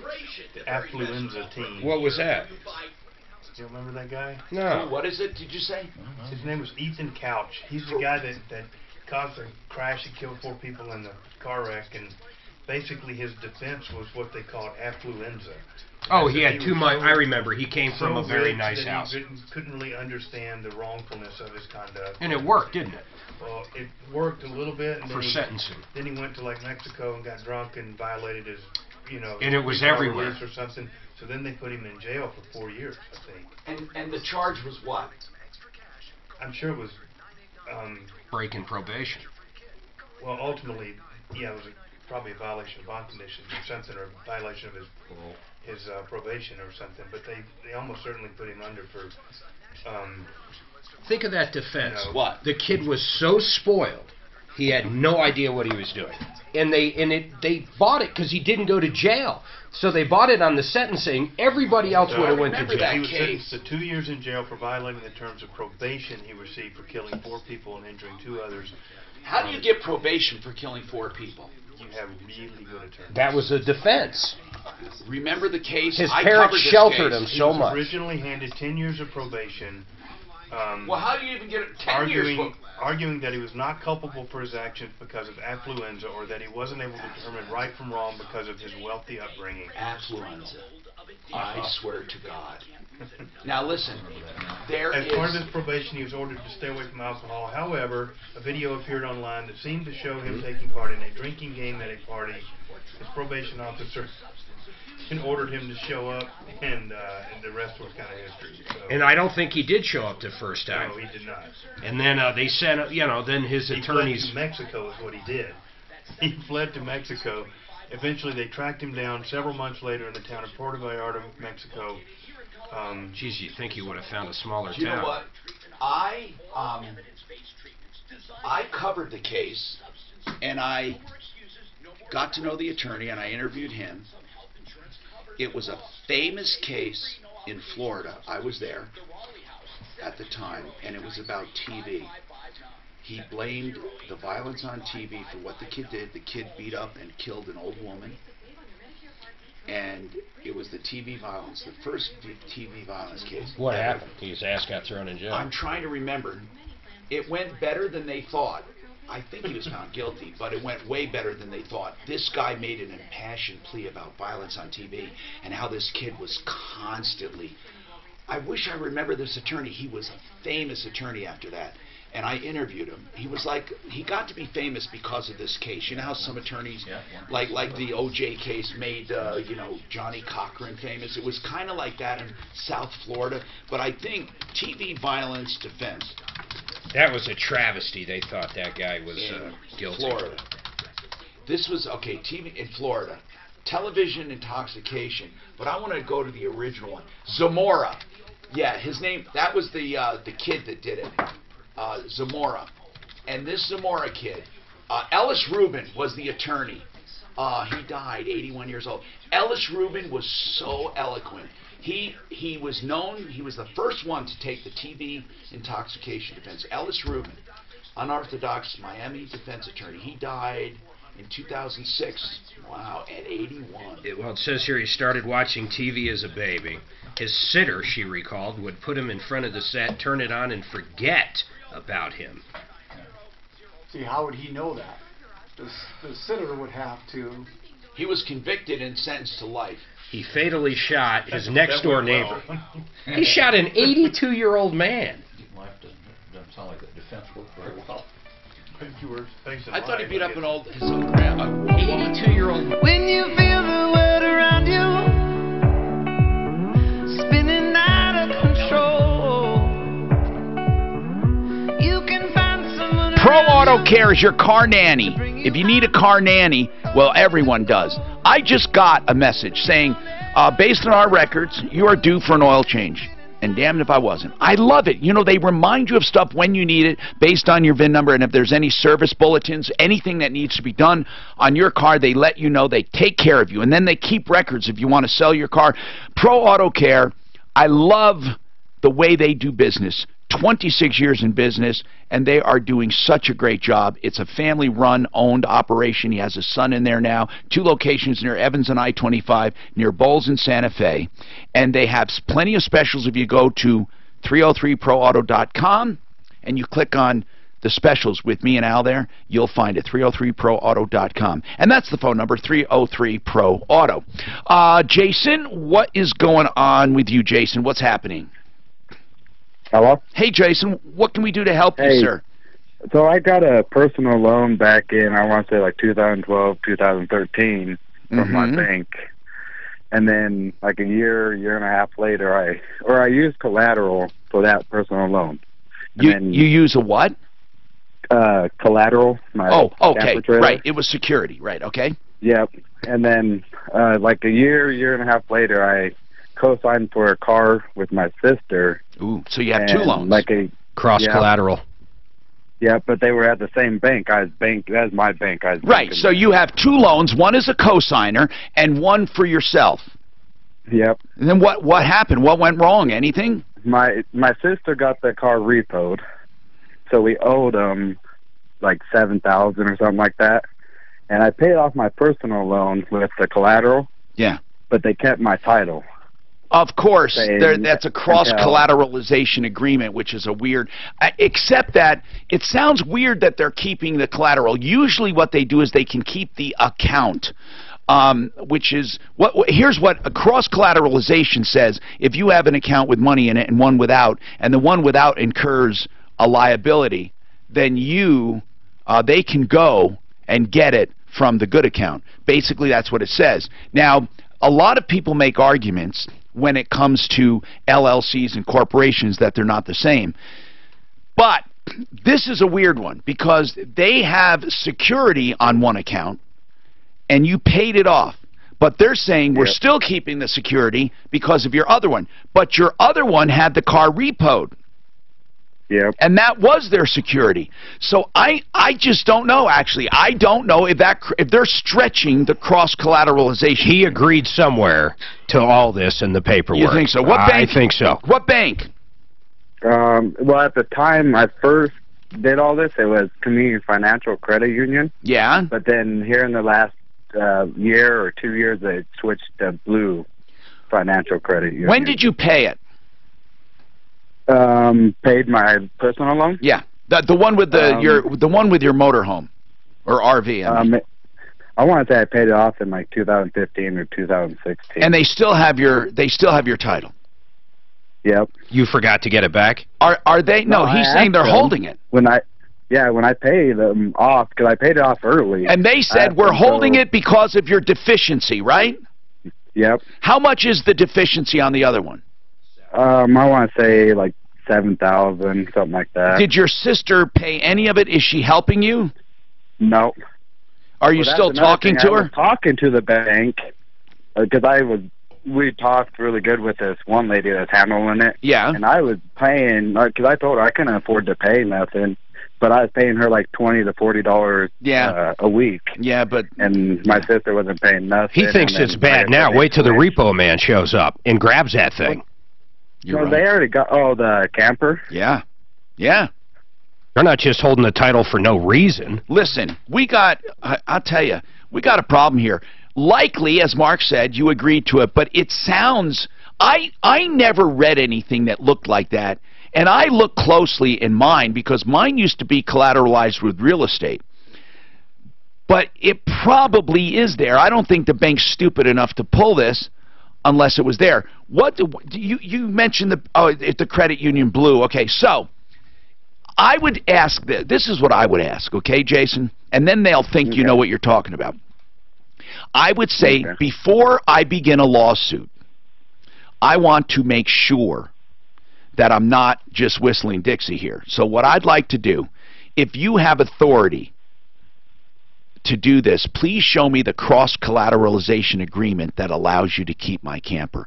Ask them that. Say, before I go to an attorney, listen, you know I'll get this anyway in court, and I won't, obviously, if you have a legal right to this, there's not much I can do about it, but I'd like to see it. I would like to see the cross-collateralization agreement that allows you to keep my camper or my RV. And you say it just like that. Before I go to an attorney, could you just, let's save us the trouble, because you know I'll get it. I'll get access to it. They should be able to show you. Now, they may not have it. I bet they do, and the language is going to be very similar to this. Did you bring one up? Yeah. What does this say? This is a template, but borrower agrees all other agreements between borrower and lender or any of the lender's affiliates are hereby amended so that a default under this agreement is a default under all such other agreements, and a default under any one of the other agreements is a default under this agreement. So they'll just say, if it was security there, it's security here. Yeah, it's a blanket. Don't you think that's one of the least known about? I bet you people don't realize that. Here's what people don't get. Cross-collateralization. We've had people call up that said, hey, they hit me with, in my savings account, they hit me with overdraft fees. I don't write checks on it because they brought their checking account into the negative. They yank it from their savings. Yep.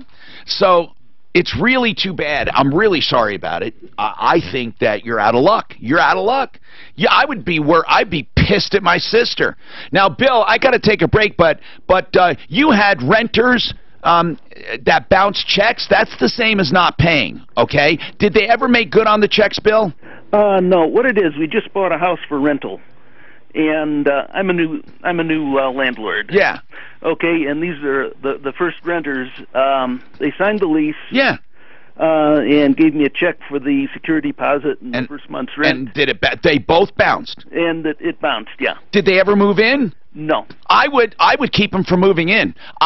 Now, some people say, no, you got to go through an eviction. Hold on a sec. Let's talk about it. What were you laughing at, John? What were you laughing at? What got you, what tickled you? That a bounce check is the same as not paying. Well, it is. What?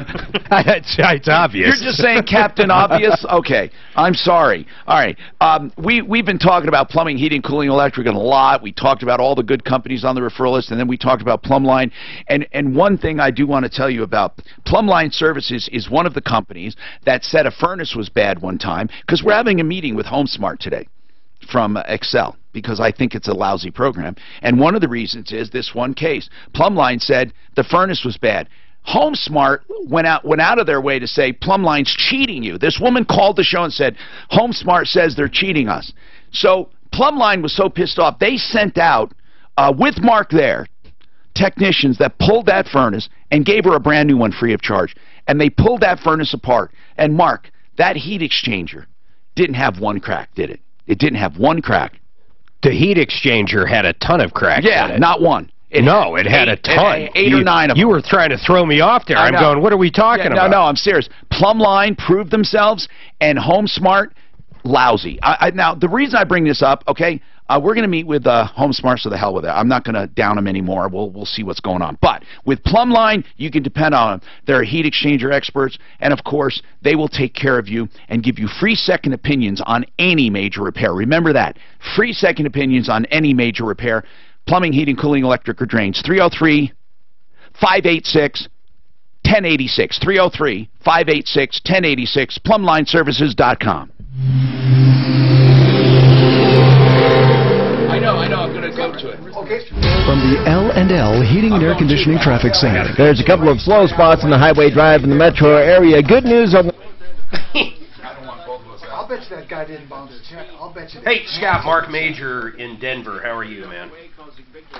Hey, what's going on? Did you guys initiate it, or the wire, or what?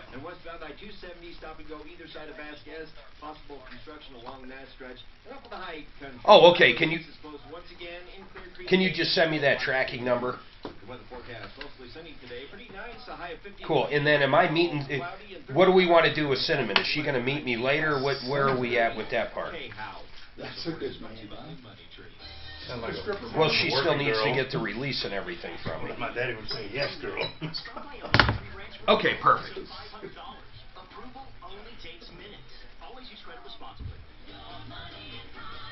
All right, perfect. Or sometimes a dirty leg girl. Not too dirty. Thanks, Scott. I've been a landlord since I was a kid, literally. My parents, when I was 8 years old, my dad owned half the house. He was the youngest landlord ever. Just about. Cinnamon, now, is that a real name? Well, over the So, years, we really learned how to you should see this email. People. A lot of little tricks. We did it. So, I'm finally getting paid off on this building. Oh, this is the... It's like marijuana. 1.2, okay? So, because there's marijuana in the building, land title didn't want to touch it, okay? So, this guy, the guy that's paying me off, finds a title company called Traveling Title. I don't even like the fucking name of it. And the lady's name that I'm dealing with, and remember, there's no building, this is Traveling Title. What do you care? Is Cinnamon. Here's why I care. Cinnamon wants me to sign everything paid in full, and Cinnamon will hold that while she's also holding my fucking money in escrow. Yeah. And I told her there's no fucking way I am giving a lady named Cinnamon, who works for a Traveling Title. I'm sure that really inspired her. Oh, it fucking inspired her real quick. So finally, I got through to her. It's not going to fucking happen. When the money's in my account and I can verify it, you can come pick up the fucking paperwork. That's it. I'm done fucking with this. Are you saying the title They're not companies? gonna be cool with that. Well, I bet that money is in my fucking account within the next 2 hours. Why does a title company care about marijuana being in there?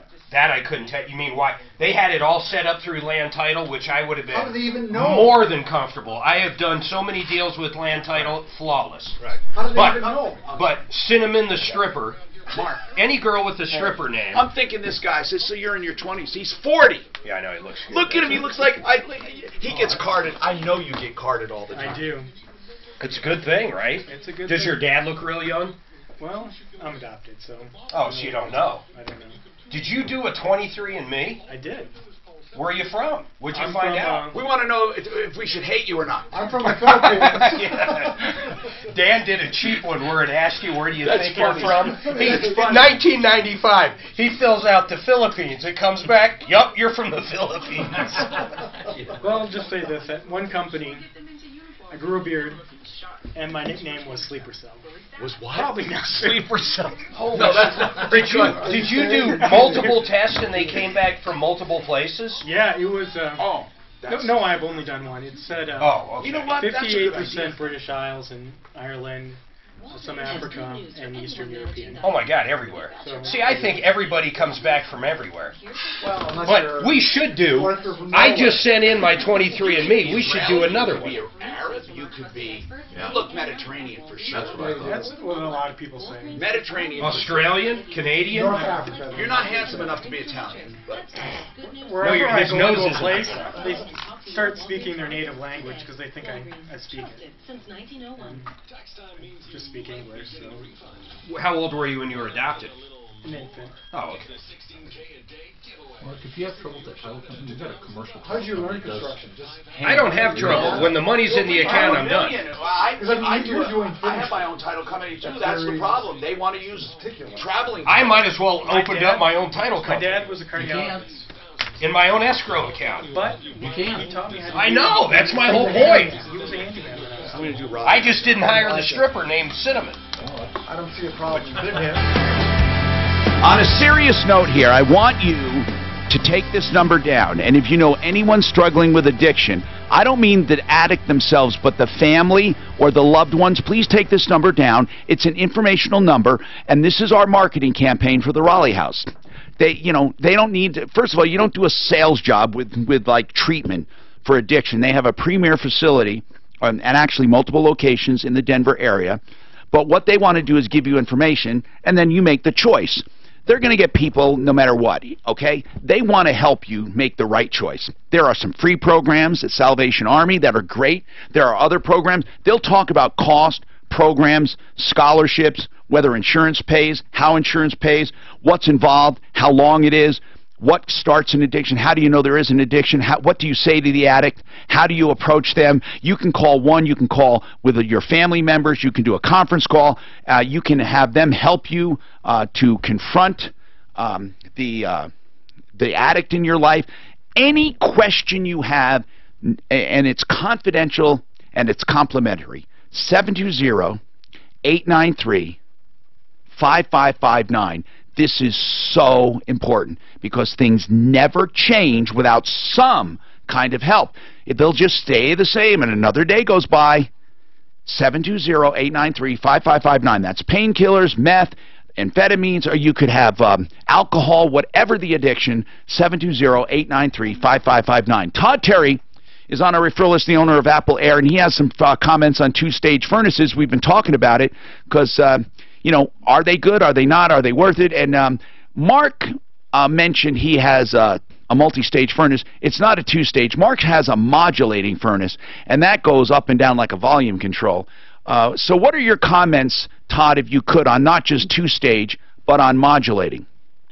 Mark, your furnace it's awesome technology, and as the modulating, and as well as the two-stage technology, just great technology. Now, that one guy called and said that a study he read said it doesn't really save you money. Well, it does save money. I think so too, but yeah. The heating system has to be sized correctly for the house. If it's oversized, that's just out the window. It has to be sized correctly. But really, this technology was designed primarily for comfort, to get rid of the temperature swings that we see with single-stage heating, where the swing is 3 to 5 degrees, where the modulating that you have, Mark, keeps it more even temperature. Right. And then two-stage, it's just a little bit off of the modulating, but it is, without a doubt, it's great technology, and it does, when it's sized correctly, save us money. All right, well, thank you very much, Todd Terry, Apple Air. Let's talk to Tammy. Tammy, what's happening? Hi. What's going on, Tammy? I hired someone back in the fall to finish my basement, and they really never finished it, but then they got me to pay them another down. Why? First of all, let's go back to the beginning. How'd you find these people? Through a friend. Okay, and how much did they take from you in total from the very beginning? Oh my! Just the very beginning. How much have you invested with this contractor total? Boy, I don't know. 1,000, 10,000, 100,000. Close to 10,000. Okay, 10,000. In that area. How much worth of work did you get done? They almost finished the basement. They just did not. But of the whole job, is it 90% done? If you were to look at it, what percentage is done? I would say 90. Okay. 85-90%. And what went wrong? We'll go to that part now. What went wrong? You hired a guy, you paid him 10 grand, they got about 90% done. What's the problem? The problem is they were not finishing. They were dragging their feet? Yeah. Not showing up? I mean, I don't know if it's just incompetence or...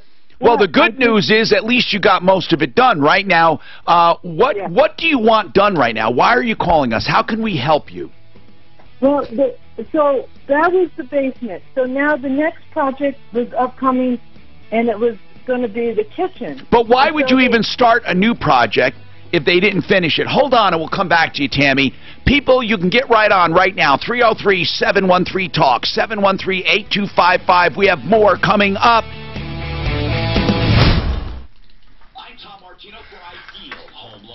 For your next ideal home loan, They have no information. They just call up and they don't know how much they paid. No, I know, it's amazing. It's amazing. It's like, seriously, you gotta step them through. I don't know if I should keep these. Oh my God, it's just such a...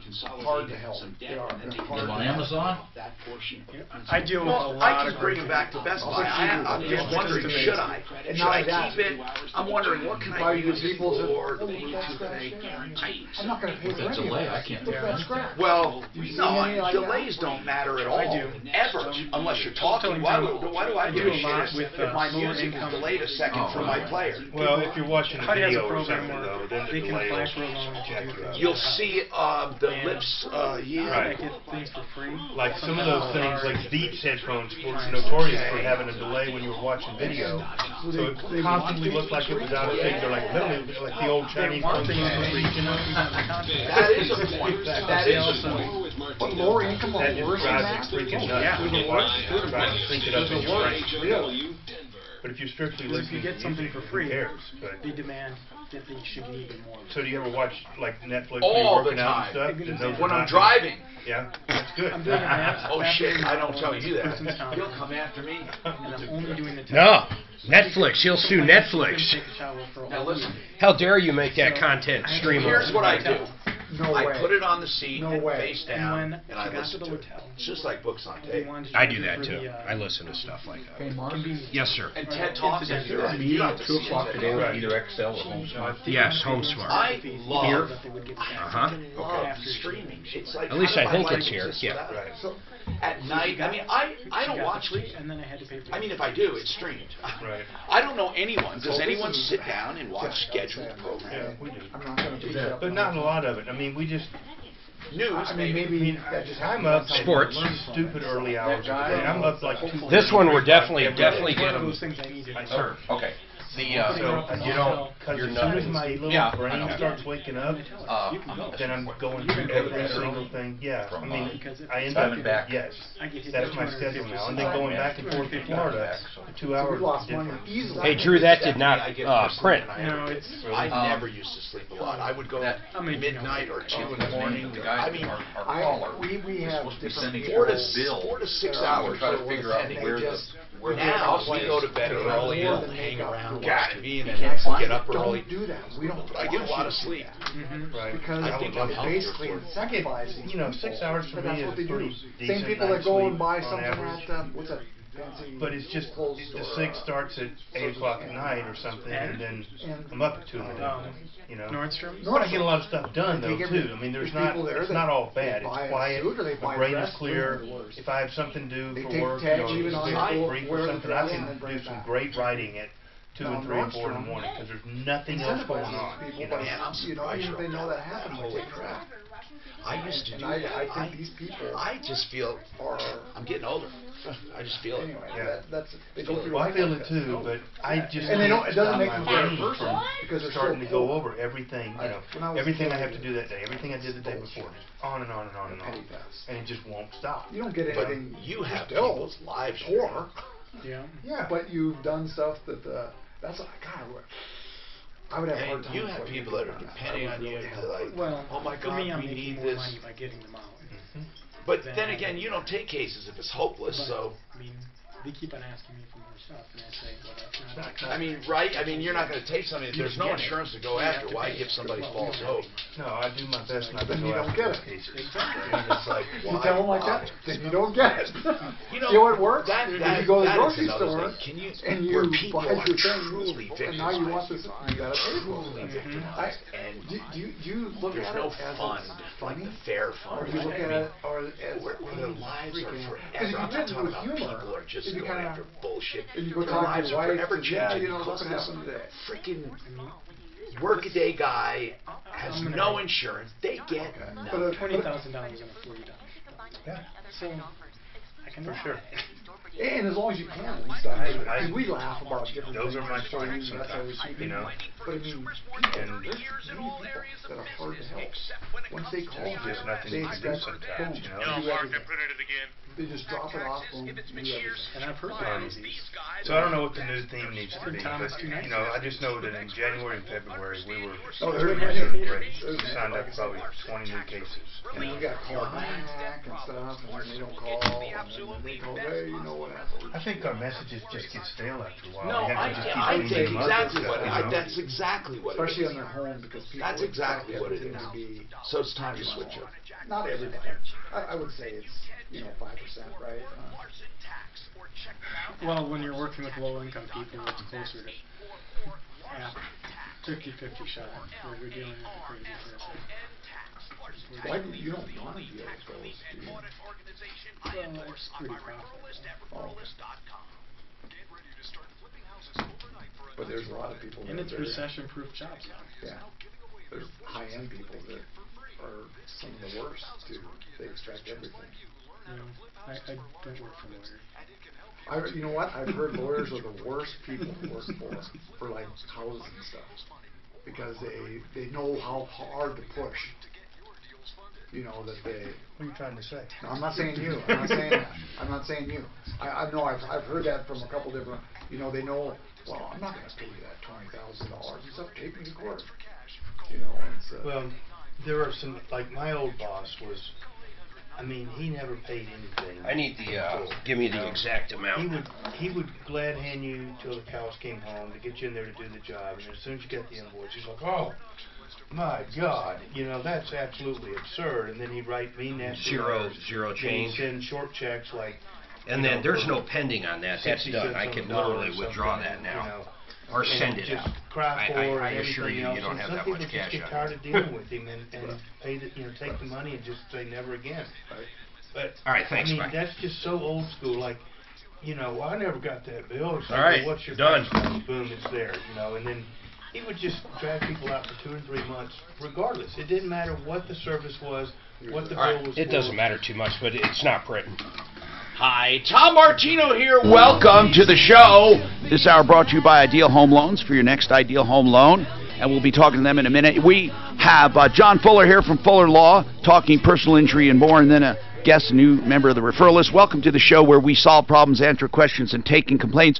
If we had to say the highlights over the past hour, 2 hours of the show, going into our third hour, Tammy, the elderly woman, I'm sorry, not Tammy. Tammy, we're continuing. The elderly woman who paid that guy, it was Jane, who paid David Terry $10,000, 72 years old, a widow, paid $10,000 for roofing and got zero. In Jefferson County, he is. We're working with Jeffco, the DA's office, on 2 cases, and now this will be the third. We're looking for criminal penalties. It goes far beyond just a civil matter. I want to know what David Terry's excuse would be for taking $10,000 from Jane, 72 years old, and $10,000 from her brother, 75 years old, and doing nothing. And they are people at risk. Clint, you're going to follow this up, right? Do not let him go. Did he call back? You left a message, and I'm wondering if he's going to call back. I think people should you know what? I think people should let him know that we're on to him. This guy, it's clear. $10,000 from 2 elderly people with zero work. I think we need to let him know. And you know what that means because of their age, right? At risk. Now, as a courtesy, I'm going to ask you people to let him know that he's been on the radio for ripping off two elderly people, and as a courtesy, we would like to hear from him. What's his number there, Clint? 303-909 7731. 7731. So you might want to leave just a gentle voicemail. And who's employing him now? I forget. No, we don't know that for sure, and I don't want to indict Okay, him. well, I like going for the jugular. Okay, but I don't know if they said he was working for a window company, but I'm not sure he is. That's the point. True. She said he had his own construction company. Nor do they know that he's an actual scumbag. No. You remember that time you did that? You sent out an email to the guy's place of work? You did. I remember it. You went on Facebook and you found out all the people he works with. Oh, You targeted an audience. Him. Mark went out and bought an audience of where he worked and where he lives, and just got him in his neighborhood, right in the in the old Guionas. Okay, so let's talk about this, Clint. What did it answer as when you called? No, I just got an answering machine. It didn't say welcome to construction or whatever. No, it just said this is David Terry. And this is David Terry, 303-909-7731, the ripoff artist. Now let's talk. All right. By the way, you can get an equity loan for your home improvements. You can get home loans for all kinds of stuff. Now, Brent wants to talk about, though, the total interest you're paying on your debt, on all your debt, and using equity wisely. Brent, let's talk about that. Well, that's the key word, is using your equity wisely. So here's the thing. When we consolidate credit card debts and we're looking at doing a debt consolidation for someone using your home, we are oftentimes saving people $1,000 or even more, but where you can really get ahead and where you can really set yourself up to win is taking half of that savings, applying it back towards your new home loan. You're always paying your house off more quickly than you were on schedule to by staying in your current mortgage. So we're getting ahead there, typically saving you 6 figures in payments and interest. You're getting rid of your credit card debt, which is oftentimes financed at anywhere between 18 to 32% compounded daily. Right. And you're putting money in your savings account. So what ends up happening is you lower the effective interest rate across all of your debt, and you get ahead financially by paying your house off more quickly, and you now have savings to rely on rather than turning to credit cards when you have that unexpected expense that pops up.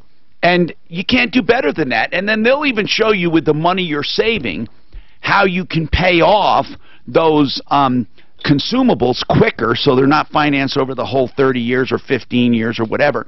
And Ideal Home Loans has all kinds of programs for you. You need to call them about a loan for you, and that's the point. They are ideal home loans for you. They're not a cookie cutter for one size fits all. 303-867-7000.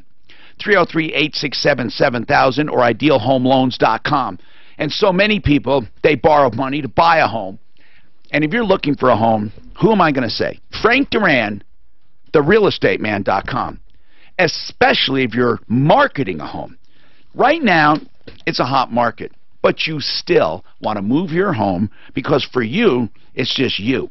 It's not a hot market. It's just you and the whole marketplace. So you want to make sure you get the most, and you don't want to sit on that house for a long time. Frank Duran, therealestateman.com, 303-920-1622.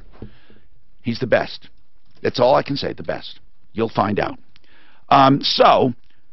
Tammy paid about 10 grand to a contractor, got about 90% done, and we have problems because he's just dilly-dallying. He's not finishing up. Tammy, what's the name of this company?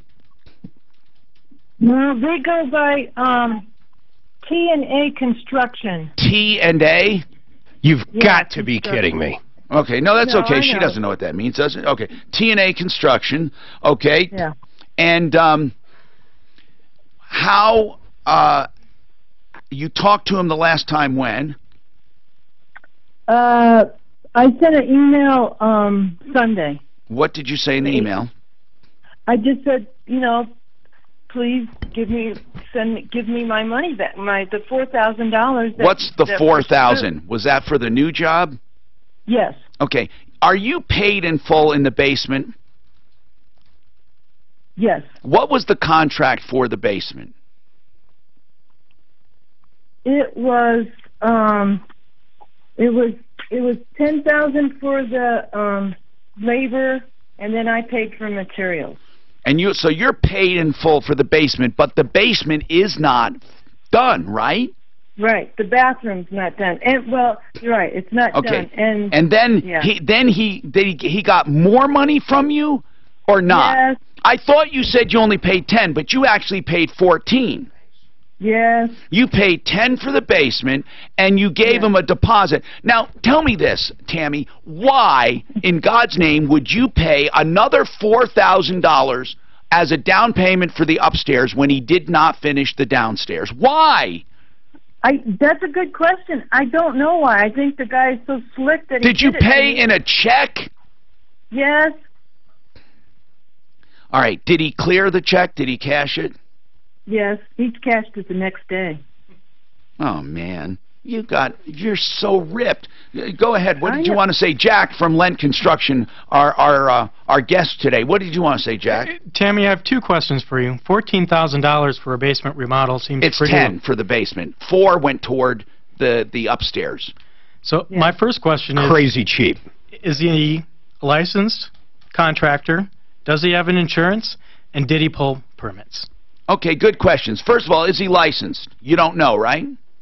Correct. He probably manages a strip bar at night with a construction name of P&A. Did he pull a permit? I think he's in a band someplace. Yeah, of course. Did he pull a permit?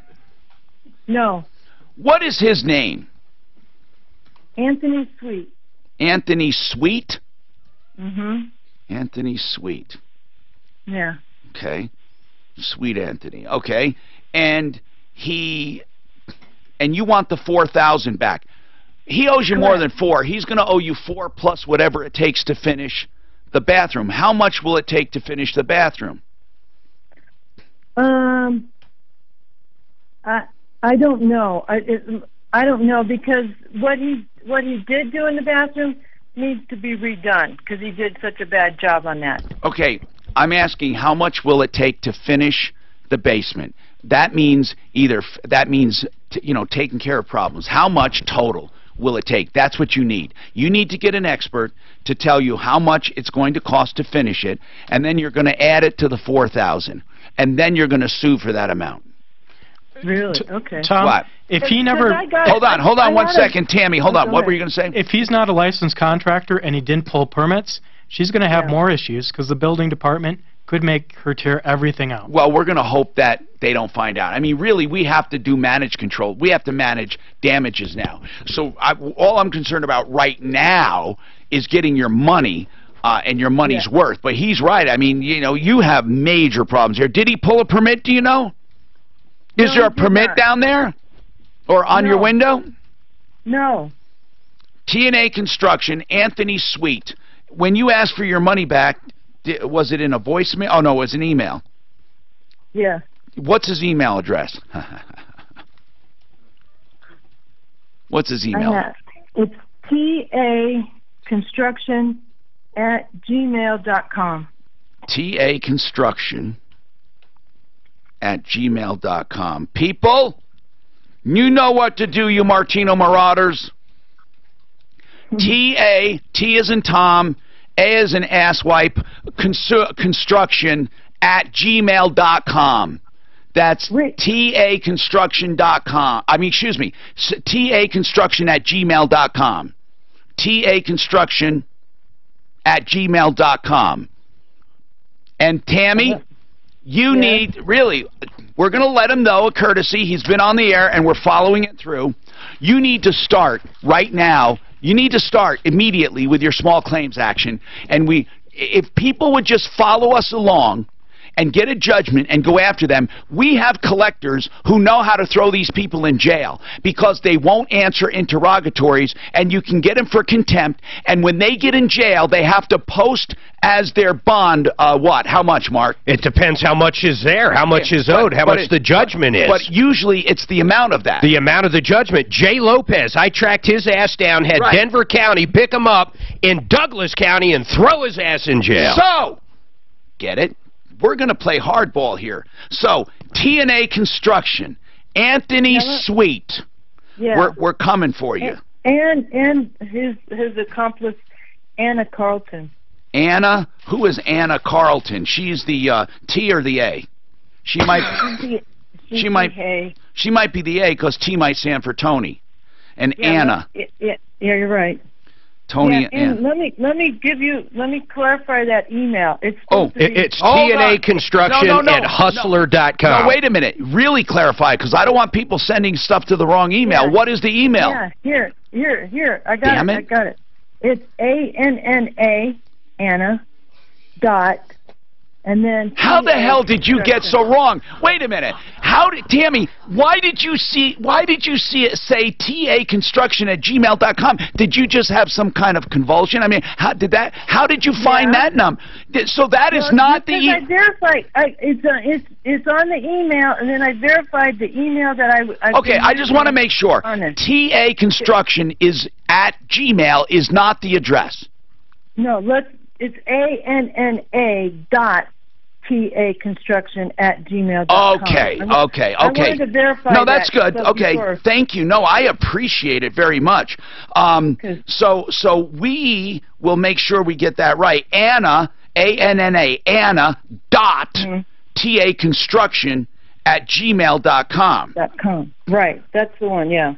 Okay, and it's TNA Construction, which probably stands for Tony and Anna. Yeah. Okay. Right. So and 90% done. Now here's the deal, though. I want to make this clear. He doesn't sound like a typical. He doesn't sound as bad as these other guys we've been dealing with. No. I mean, he showed up and did at least 90% of the work, and if some of it has to be redone, it's not like the guy did not work, and then he's been dilly-dallying toward the end. So when you guys email him, he's not a complete ripoff. This guy is just dilly-dallying. He took $4,000. He should just give the $4,000 back and let her let her get this thing finished. Okay? So that's the story there with Anna dot taconstruction@gmail.com. Were you having a pole put in the basement? No, it's a funny. Okay, so hold on a second, because One Clear Choice Garage Doors is the place to go for any garage door problems whatsoever. One Clear Choice Doors. If you want an opener with Wi-Fi compatibility, time to close feature, and battery backup starting at just $333, they are great people. OneClearChoiceDoors.com for all your garage door needs. 303-565-6409.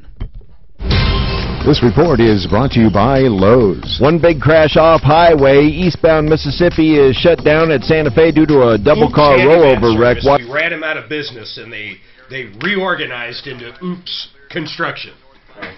Can you believe that? I don't know. I thought... What'd you think of that note I dropped her? And guess what? It's done. It's all verified in the account, and I'm going to go sign everything over to him shortly. My favorite, Mark, was quality auto sales. They funded? It's done. Can you believe that shit, though? I got fucking Cinnamon the Stripper. There's no way. You wouldn't have done it either. I don't care what you say, John. The whole thing was too weird. She reset it 5 times. Couldn't even send me a number at one point. I mean, I felt like I was almost getting set up. But it turns out, something went right. Ouch Dental. Ouch Dental. Oops Construction and Ouch Dental. Isn't that a horrible name for a title company, traveling title, with no office anywhere? Tom lost my bet. I have 2 doctors. One is Dr. Hurt, H-U-R-T, and Dr. Payne, P-A-I-N. Dr. Payne. Dr. Payne is my anesthesiologist we use all the time, and Dr. Hurt's my skin doctor. What did Tom say in his email about you? I forget. You suck? Maybe he meant like... In a good way. In a good way.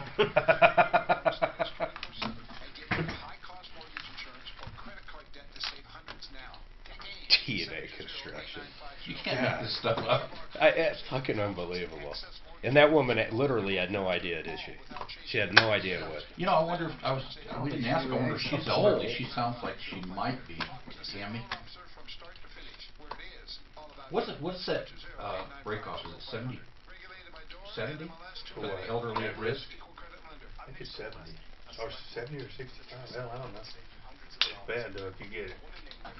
I know, because my dad was 90, and we had a kid. That was what finally we got some. I'm going to ask you what your bread and butter is.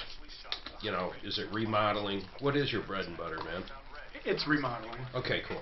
Yeah. I got out of it about a year ago.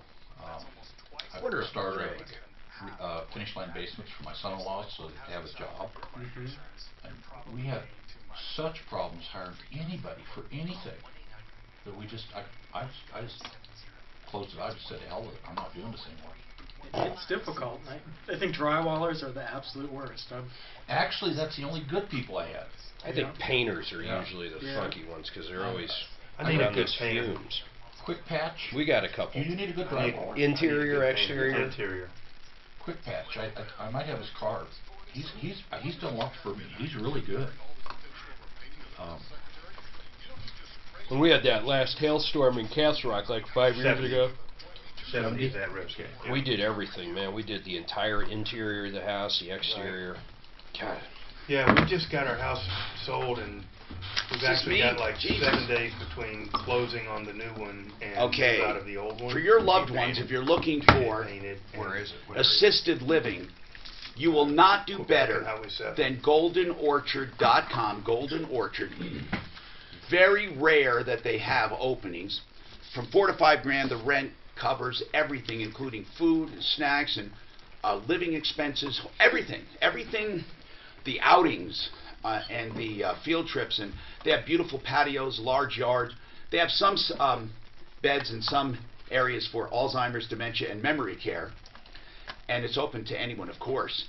2 locations in Centennial, 1 in Wheat Ridge. Please give them a call with any questions. 303-795-0784. It's goldenorchard.com. Okay, Mary's got a workers' comp question. Go ahead, Mary. Welcome to the show. What's happening? In 2017, January 5th, I got hurt on the job. And I went to an attorney and talked to the attorneys and everything and asked him if we had a case or anything, and the guy said we did. Well, when I got hurt, I had a concussion. I got blacked out. Did you go to a doctor first, their doctor? Okay, this is what happened. Mary, I just need to ask. You can tell me the story, but did you go to their workers' comp doctor? Not at first. Okay, no. What happened? Okay, the day I got hurt, I passed out, and Jack, the owner of the company, had a backhoe in front of the employee's door.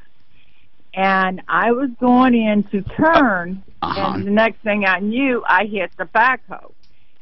And was the backhoe running? It was parked in front of the employee's door. So we don't need to know each and every detail. You got injured. Did they open a case? They opened the case. And you have a case number. Let me see. The case number. No, I don't need it. I just need to know you have one. You have a case number. Yes. Did you? And then you eventually went to their doctor. Is that right? Yes.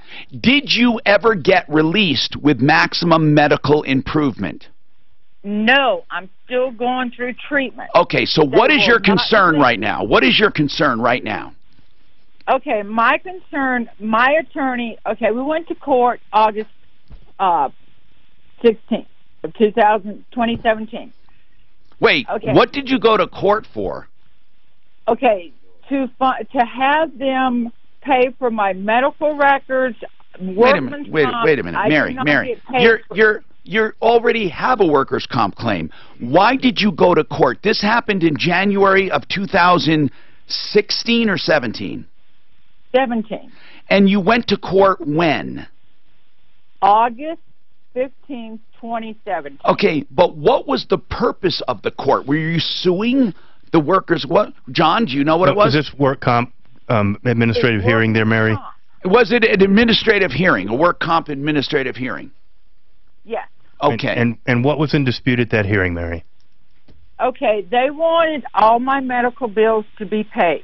Okay. They wanted to compensate me for pain and suffering and everything, and still having problems. Okay.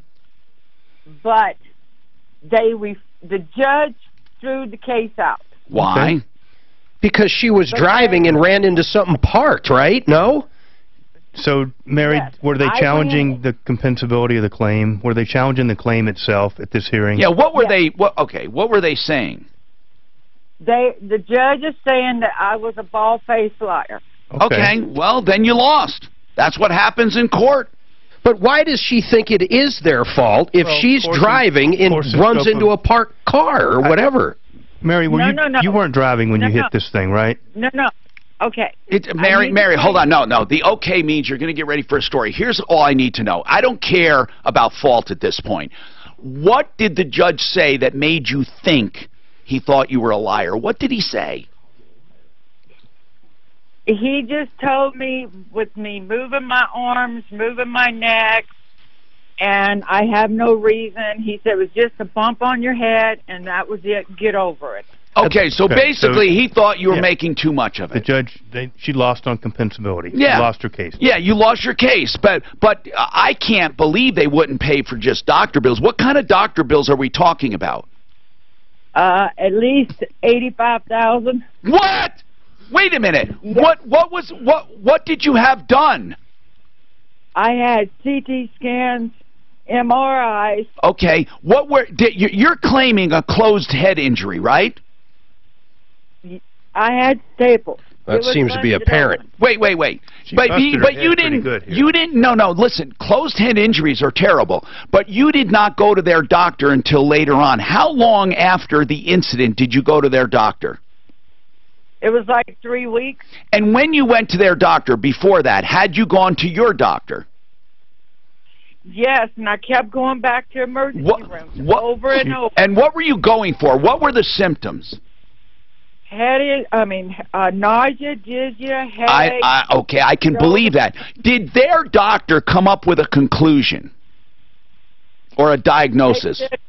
It's a concussion. Okay. Mary, did you cut your head open? I did. You did. You just said you had staples. Was that put in at the emergency room? Yes. Okay, so if I understand what Mary's saying, is they gave her emergency care, which was way before the work comp doctor got involved, which is not unheard of. But, so let's go back to this accident. What exactly happened? You walked out of the break room door and you whacked into an excavator or a front end loader? No, I was going back in because I was doing a favor. I know, but we don't care about none of the reasons. We don't care about the reasons, just the actions. You were walking, and what did you do? I was walking back to my break room. Okay. Go back to work. Right. The backhoe was parked in front of the employee's door.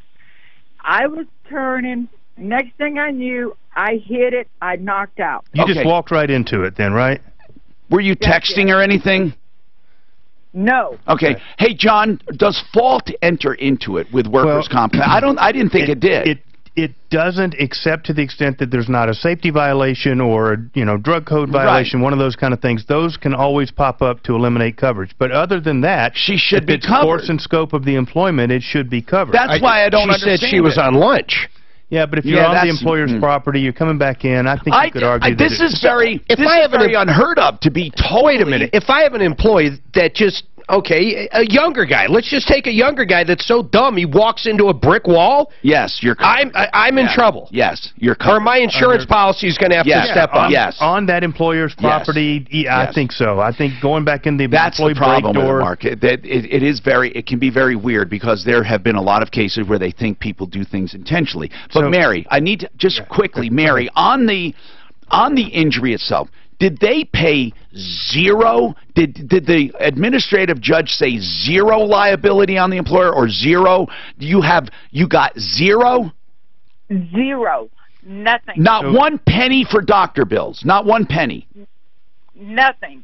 Mary, did they decide that this was not in the course and scope of your employment? Well, see, okay, I work for a temp service. Temp service got me this company. And so it's two different people. Which one were you with, the construction companies or the temp service? It's the temp service that needs to insure you. They pay the work comp. That's why they're called PEOs, Professional Employment Organizations. So did you go to the workers' comp for them? 3 weeks later. And what happened in that hearing? Nothing. He just took the staples out and said... no, not the doctor. The hearing wasn't until several months later, Tom, but they Did you have two hearings? Doctor. Did you have two hearings? I had one on August 15th. I know. It What? was appealed. But that was against the construction company. Did you go against the workers' comp at the temp agency? Well, I tried, and my attorney told me no. Because I was going for personal. He says no.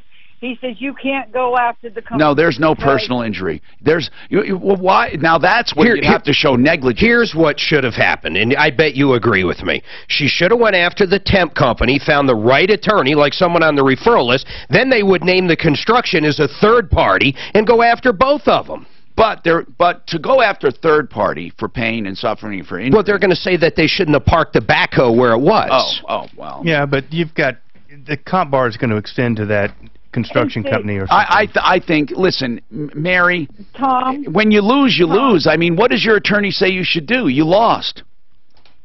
Well, he told me I can go on and appeal it. Fight it, but it will take up to 5 years.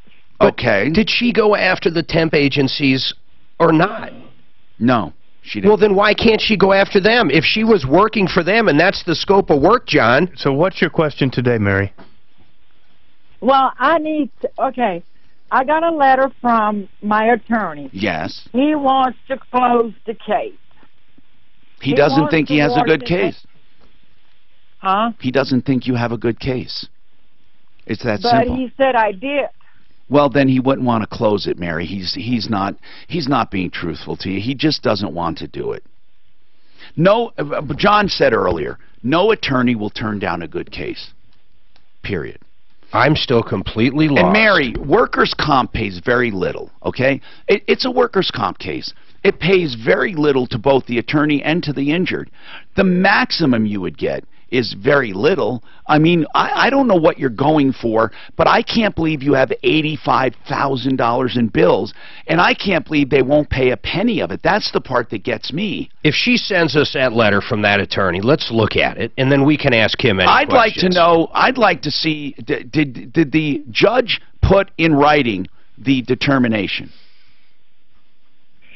I don't know because I don't have that letter. Well, my attorney does. Well, your attorney will give it. Didn't you say you appealed that as well, Mary? Yes. And you lost an appeal as well. We appealed. With the attorney. But isn't that Did only you have a against hearing? the construction Hold company? on, Mark. It doesn't matter.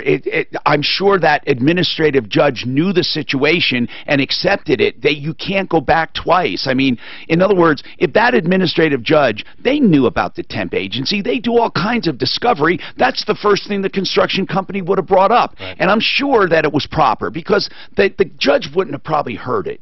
But Mary, my main concern is you got zero. They're almost saying it's intentional and it's flagrant and it's fraudulent. That's what they're saying because even with a stupid accident, they will at least pay your doctor's bills. They're not paying anything, not even the initial emergency room, Mary.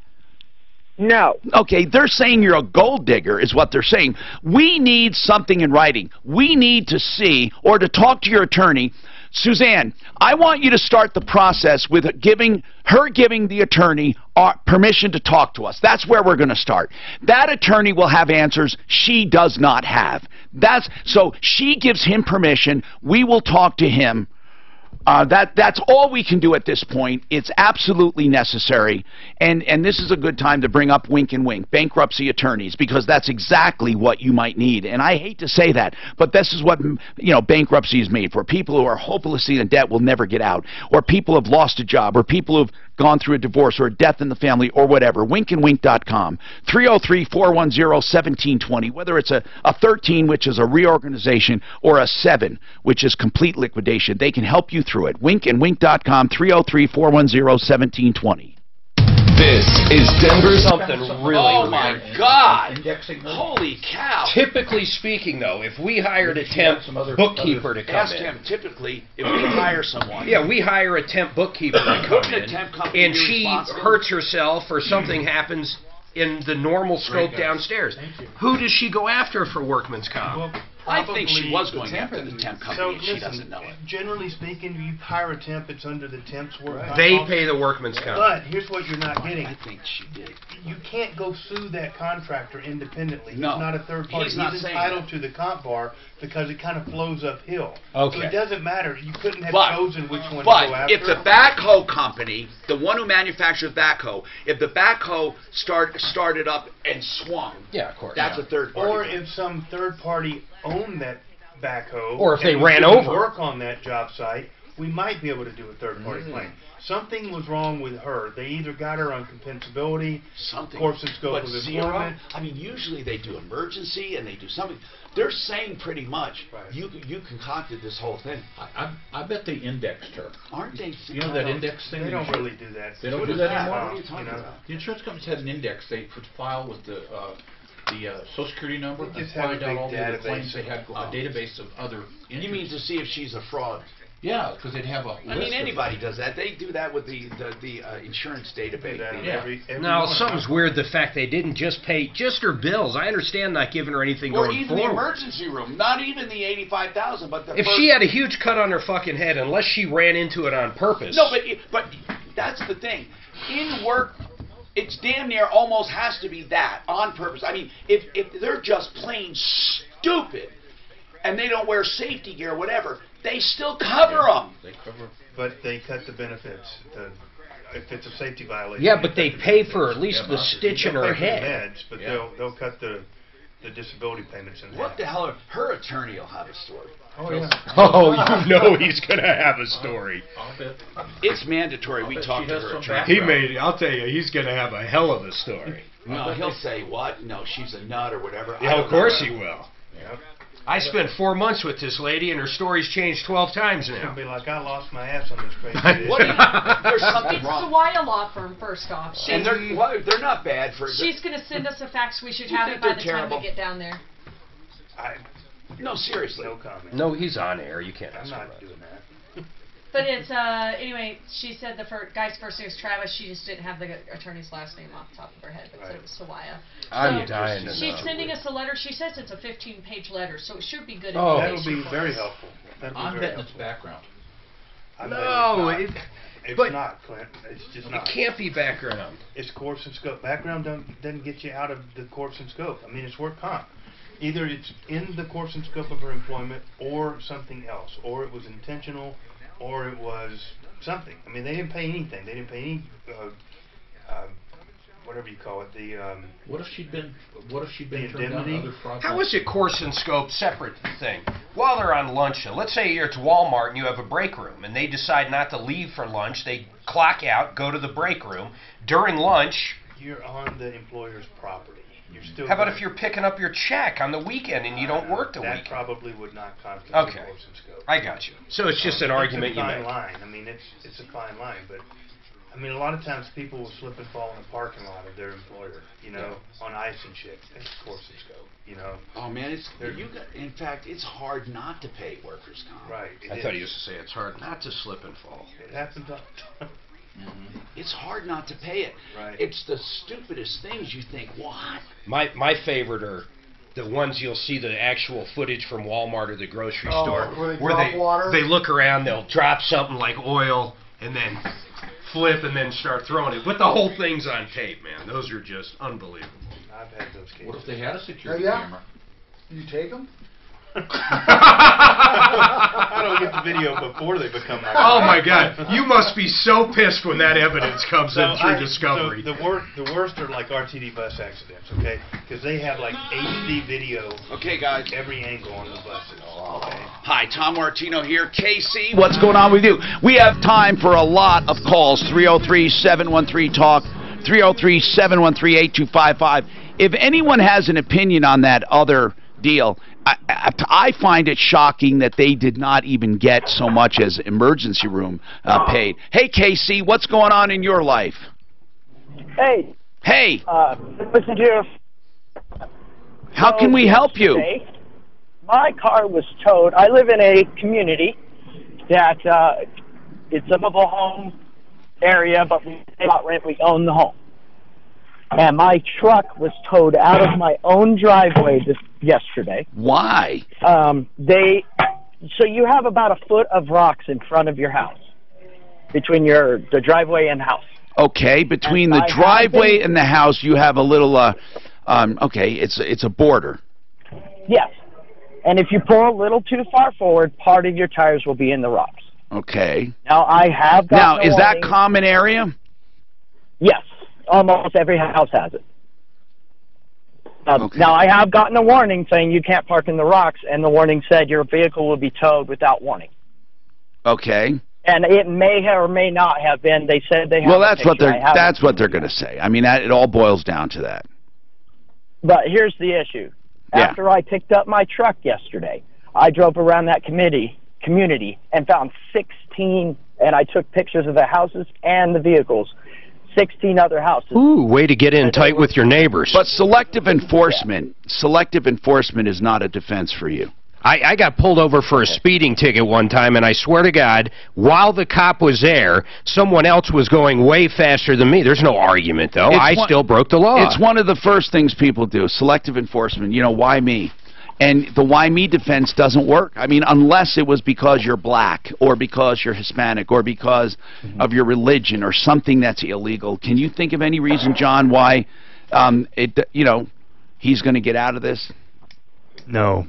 I mean, not really. I mean, it's just one of those things. And even if it is selective enforcement, if they've warned you before, they've got all the grounds to support their decision to do it. And they'll say, well, if those 16 cars are there, we haven't observed that and given them a warning before, so, you got all the due process you needed by getting a warning.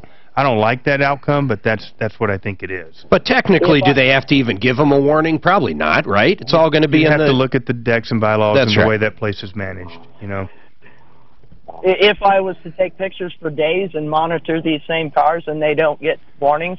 Well, I think your recourse is going to be through your homeowners association, the people that actually caused your car to be towed. And I think the squeaky wheel gets the oil here. So, do your investigation, but I don't know how much the tow bill was, but you're probably... It's only $232. It's not the point. Hold on, Casey. Why do you think, now seriously, even though it pisses you off you got the ticket, why do you think it was harassment? Why, truly? Or are you just making that up? Do you think they picked on you? They don't like you, basically. They pick on homeowners. I also I'm a rural carrier. I work with another rural carrier that lives in the same community, and they really harass people that own their homes. And we get notices weekly. Why do you think? Why do you think? Who's they? Management, I'm sure. HOA. Management. Yeah. But by management, you mean HOA? Yes. Well, isn't the HOA made up exclusively of people who own their homes? No, it's a community. It's not an HOA. You don't own the lot. You own the home. Is this a trailer park? Or? Yes. Oh, okay. I'm sorry. Yeah. The other thing, they might actually send it out to a tow company that does everything. Right. That's my understanding, but I'm not sure. So the selective enforcement wouldn't be the HOA. It could very well be the tow company that doesn't like you. Who knows? What you're saying is, if they towed all the other guys, you would be happy. Well, that's insane. No, that's what he's saying. I know, but that's, come on. Why would you want to get 16 other people in trouble because you were in trouble? That's insane. He did it. I don't at all. Okay. But I totally agree with him. It would piss me off, too, if I was the only one all the time that gets towed. But I don't know if that's true. I'm just going by what you're saying. Casey, the short of it is, I don't see that you have a case. I don't. I mean, you could waste a lot of time and energy. It would be easier just not to park where your tires touch the rocks, really. And if you want, print up courtesy notice for the others and say, I was towed for this violation. Be careful. And then that tells them, don't do it if it bothers you. Kathy, what's going on with you, Kathy? Hi, Tom. I have kudos for a few of your referral list members. Thank you. Referrallist.com. Who? Yeah. Well, first of all, back in '08 when the market crashed, my husband was framing custom homes in Douglas County. Yes. And we lost everything. Oh, goodness. Everything, our house and bankruptcy and everything, and of course owed the taxes. Well, Larson Tax helped us get back on track with that. Good. And then even after we got everything paid off, and they helped us to, figure out how to get our credit back on track. Great. Afterwards. That is really good. Yeah, and so then once we did that, what they advised us to do, we went with Ideal Home Loan. Yes. And worked with those guys for quite a while to buy the house that we're in. And they were just awesome. It took a while because the owner had to completely redo the sewer system. Yes. And the septic system in our property. That means you must have had a good inspector, too. Yeah. Yeah. Okay, yeah. and then after that, what happened? So then, we've been in our house for like 4 years now. Good. And, but then the other thing I wanted to tell you about was a guy that I work with, or know at work, was in a car accident. Yes. And he was rear-ended, and he told me over the holidays about how he was still feeling pain and stuff after driving up to his daughter's house. Yes. So I said, well, you need an attorney. I said, you need to call John Fuller, Fuller Law. Excellent. Yep, and so he did the case, and the doctor that he sent him to told Ken that he's worked with a lot of attorneys, and he's worked with some good ones and some bad ones. Good attorney. He's so a good it's out Fuller. there everywhere Thank about your referral list people. Kathy, I so appreciate it. Hey, Suzanne, maybe Kathy wants to come in one day as a common woman. See if she does. We have more coming right up. This report is brought to you by Guy driving up to see his daughter? I don't know. I'd need a little Slipped more. on the Is she ice. still on? Or is she gone? Salute.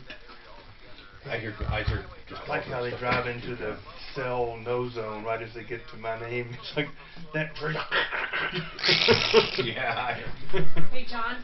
This is Adeline, our daughter. Hey, how are you? Hi. Nice to meet you.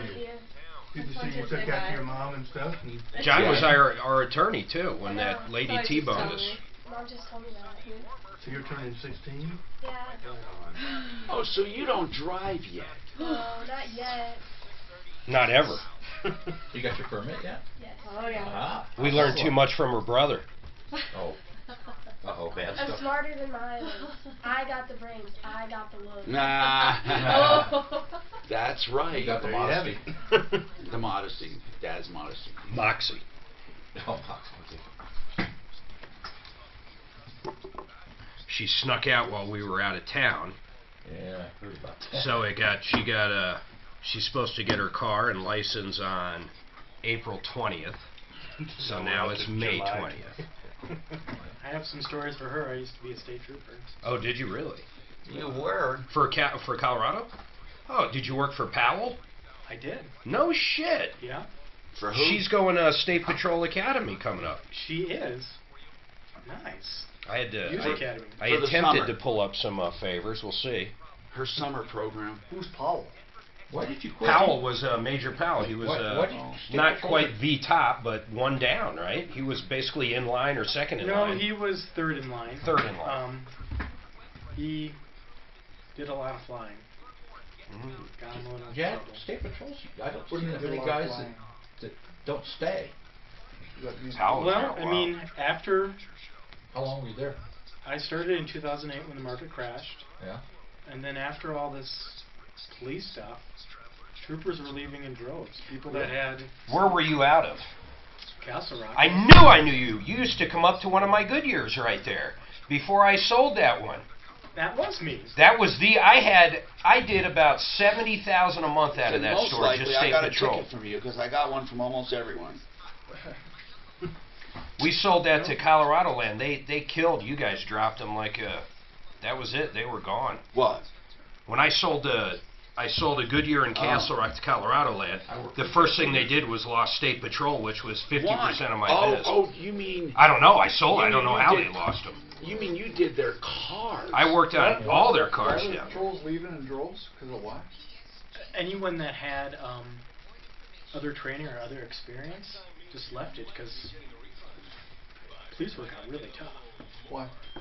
Just the attitude, people's attitude Toward what? towards law enforcement really changed. It's bad? It is really bad. No, really? After 9/11? I thought we respect law enforcement. No, it's after all those when I started, it movements. was, yes sir, no sir. Right. Then it was, why the fuck are you pulling me over? You're breaking my constitutional rights. Yeah, and for what you guys get paid, even though State Patrol's not horrible by any means, who the fuck wants to do that? Who wants to be treated like shit all day?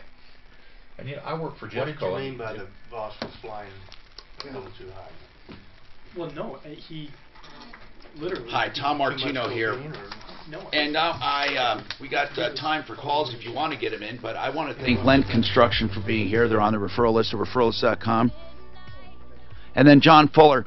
Now, John Fuller, when he's not here, I'll get this out so we have it, but I want to remind you to call 303-713-TALK, 713-8255. You have time for rants and raves and questions and answers.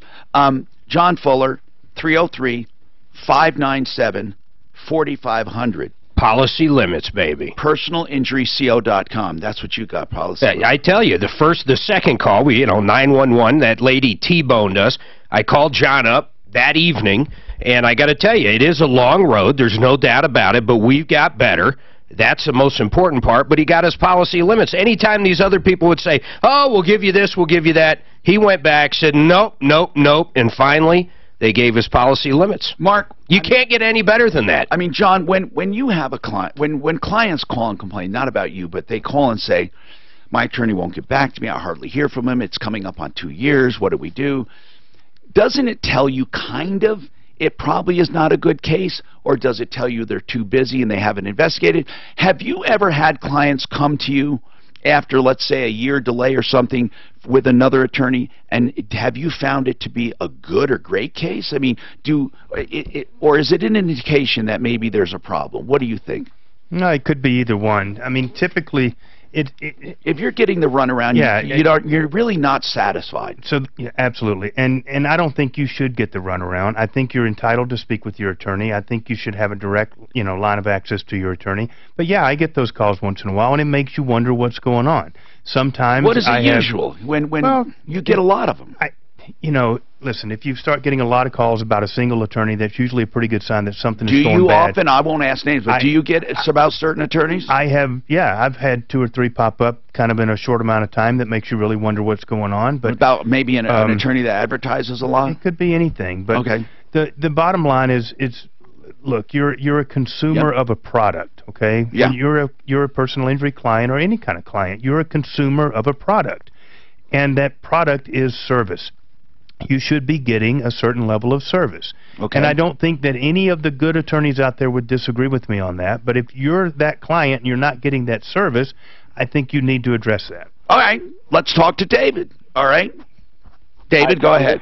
This is a rant. I just want to let everybody know, whenever I introduce your name to them, they always say, he's a thief, a killer, and all this other stuff. A killer and a thief. Okay, that's good. Thank you for that. I would like for them to call you and let me know what they're talking about. Who the hell is he hanging out with? No, I don't know, but we get bizarre. But David, I really appreciate you sticking up for me, David, when they say I know he was trying to stand up, but that's who the hell is he talking about? He absolutely was standing up. No, I know he was. I know, but I think it's a little exaggeration that everybody he knows calls me a killer and a thief.